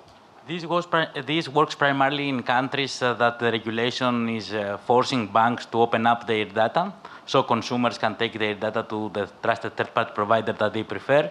Southeast Asia is the next market that geography that we're going to focus, because the regulation there seems to be changing over the upcoming years. Got it. Thank you very much. Thank you. Thank you. That completes the new venture. Time to vote.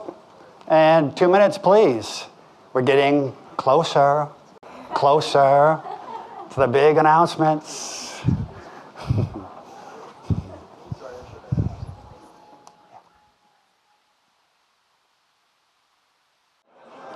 Voting has ended. It's too late. We're getting even closer. 2 minutes closer to when I said it last time. So that ends this portion of the pitches.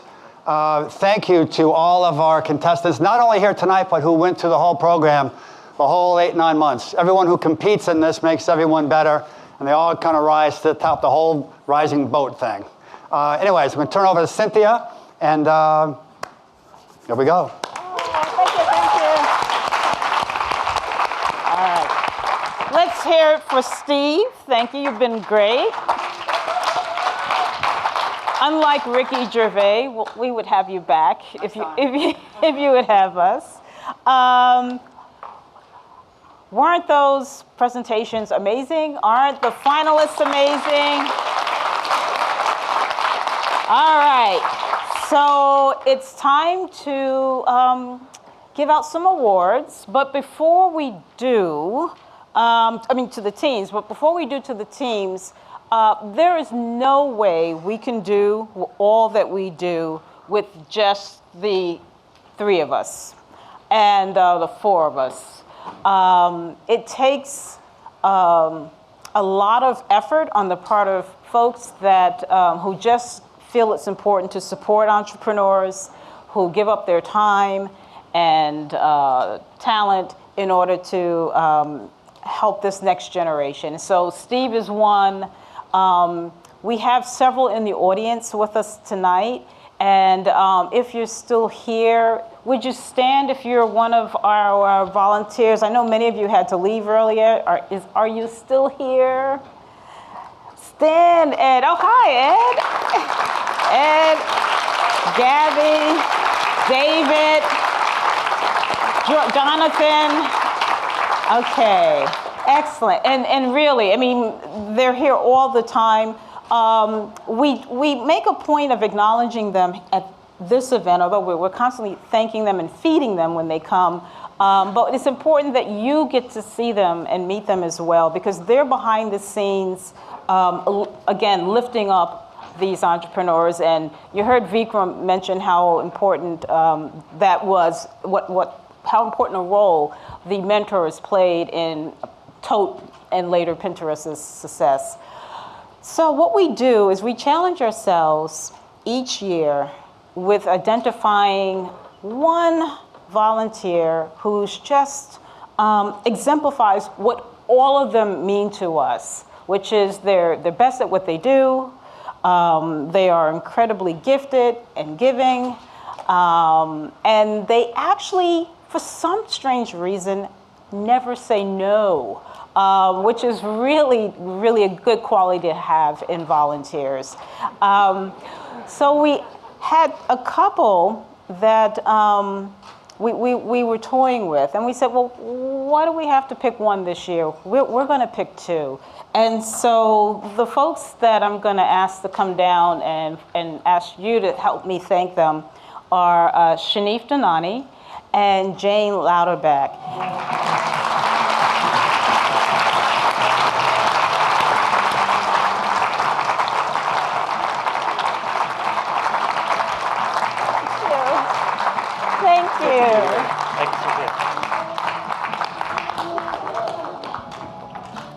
Thank you. Congratulations. And we sent you away with, these are for you. Thank you. Thank you. Thanks so much. My pleasure. And we'll take, thank you. Jane is, she actually makes, she not only is a coach, but she has made us better at coaching our coaches. So I thank her for that. Shanif is very interesting because he actually went through the competition many years ago. And he didn't win, which he would tell you. But see, there's life after. So I'm just saying, he was very successful. He sold his company to Twitter. He's now working on another company, just finished an accelerator program. He's a mentor with our summer program. He's invested in a company that went through the last year's summer program. So they're just these incredible people. So thank you guys. We really could not do what we do without you. Okay. Now, for this next portion of the program, I'm going to bring up Phoebe Punzalan. But before I do, we have a little tradition. She cuts her eyes at me. She gets upset because she knows we're going off script because we're going to we're going to present her flowers.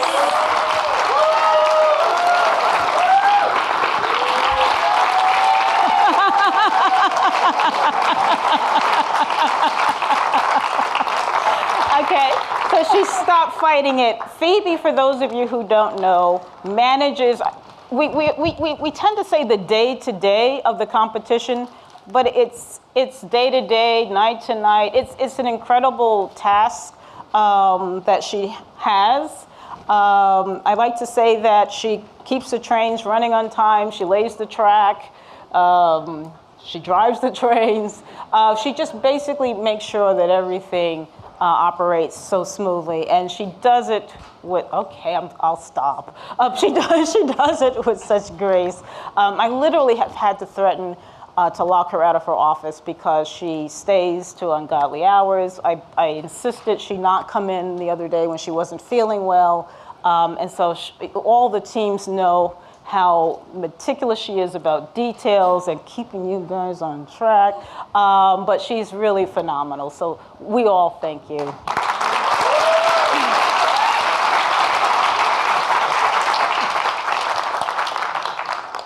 You know, the worst part is that they do it right before I have to get up, and so now I'm all like jittery up here. Okay, so we've done the Mentor Awards, and I also want to say thanks and hi to all of our volunteers and coaches who I harass endlessly with my many emails. Can you coach this team? Can you hop on this phone call? Are you sure you can't make it on Friday? So thank you from me as well. So now we're gonna dive into the portion Steve kept saying, we're getting closer, we're getting closer. Okay, so here we are. We're gonna start dishing out some great awards to our fantastic teams. The first award that's going to be presented is actually going to be presented by our wonderful Management Communication Department. So I hope that all of you were impressed by the pitches that you heard earlier today, the longer 9-minute pitches, just now the shorter 3-minute pitches. All of the teams worked with 5 coaches from our Management Communication program. And I'm gonna read them off just so I don't forget. Jesse Shea, Ronnie Burns, Eileen Gilmartin, Howard Geltzer, and Rima Shakir. So Rima now gets the second shout out of the night tonight.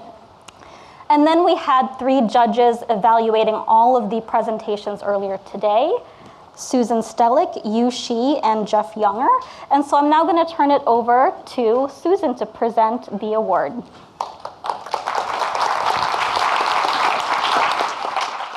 So I was told I get 1 sentence. No good idea goes anywhere without a communication strategy, and that is what we teach. So for the Communication Awards, is that okay? That was the second sentence, I'm sorry. All right, so for the best pitch, new venture, and I'm gonna call out all the names and come on down right away because we have 1 minute to get off the stage. We're good here. New venture, Gig Finesse, come on down. Okay, social venture, Dotted Square, come on down.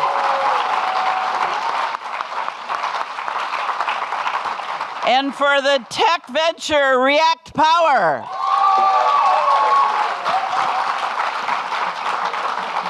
And in our department, we also give a bottle of champagne to support. And the bottle of champagne is Vive Clicquot, one of the best entrepreneurs that we know, and a woman. Thank you.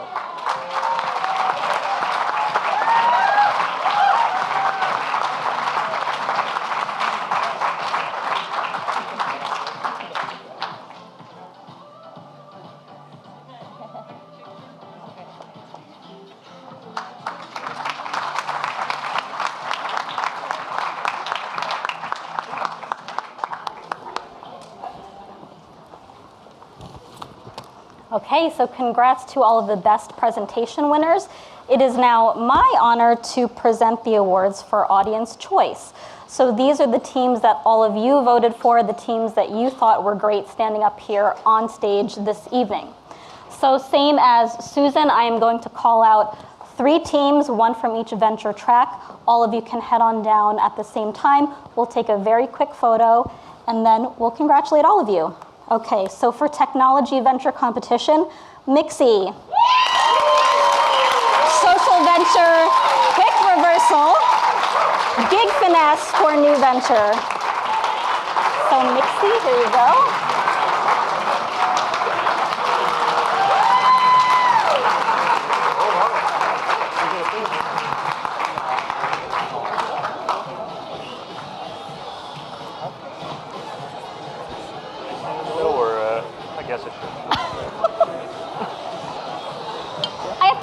To you? You definitely, I'm sorry.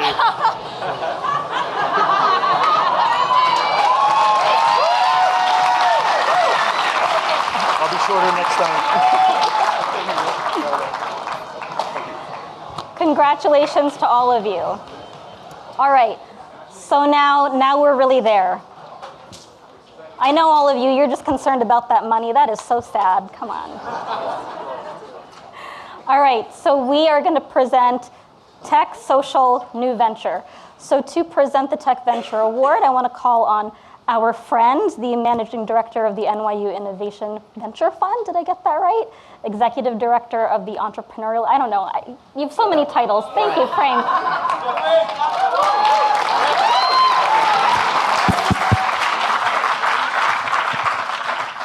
All right, so the Tech Venture track, just for those of you who don't know, is really created to help take research and technologies that have been developed as part of their research or studies here at NYU and to help bring it to market. And we had a really great group of teams this year from a diverse array of schools throughout the universities, from undergrads to PhDs and faculty. And it's tough, as it always is. This year was actually really, really close. And so we are splitting the prize. In second place, a runner-up and the recipient of $40,000, Blue Instrument.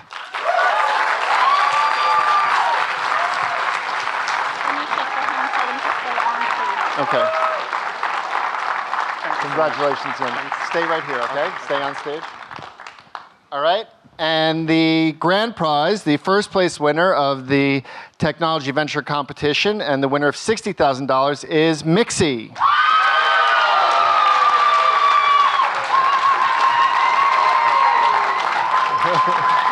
right. Congratulations. All right. Oh, sorry.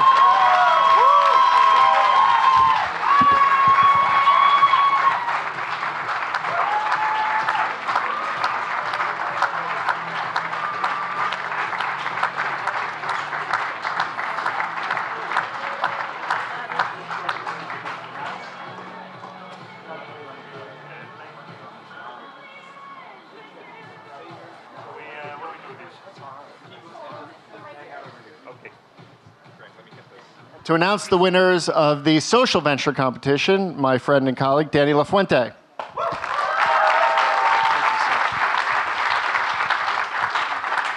So those of you who know me know that I love to talk, but I hate public speaking, so I'm going to keep this short. Similarly, we also had 2 winners in the social venture competition this year. So the second place winner with $25,000 is Quick Reversal.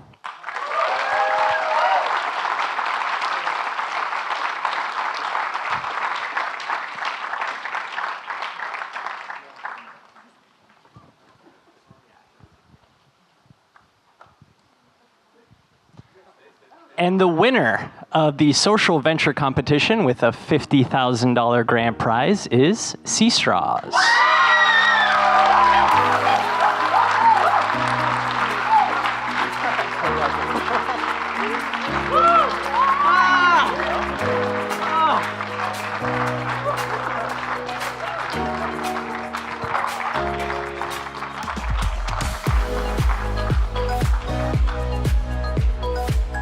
And she needs no further introduction, our ringmaster, Cynthia Franklin.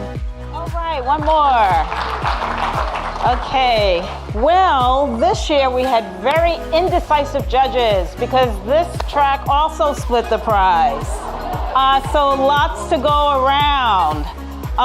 For the new venture competition, I have a check here for Gig Finesse.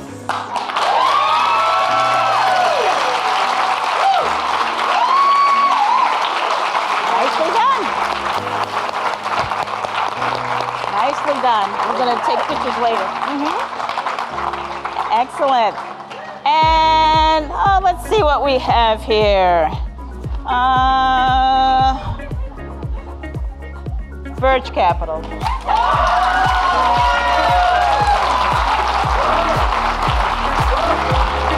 Congratulations. Congratulations. Nice. Everybody come in. Round of applause for all the finalists. Well done. Well done. My Twitter feed.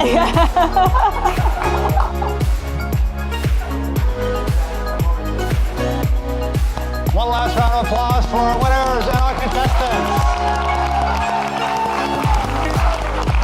Thank you, all of you.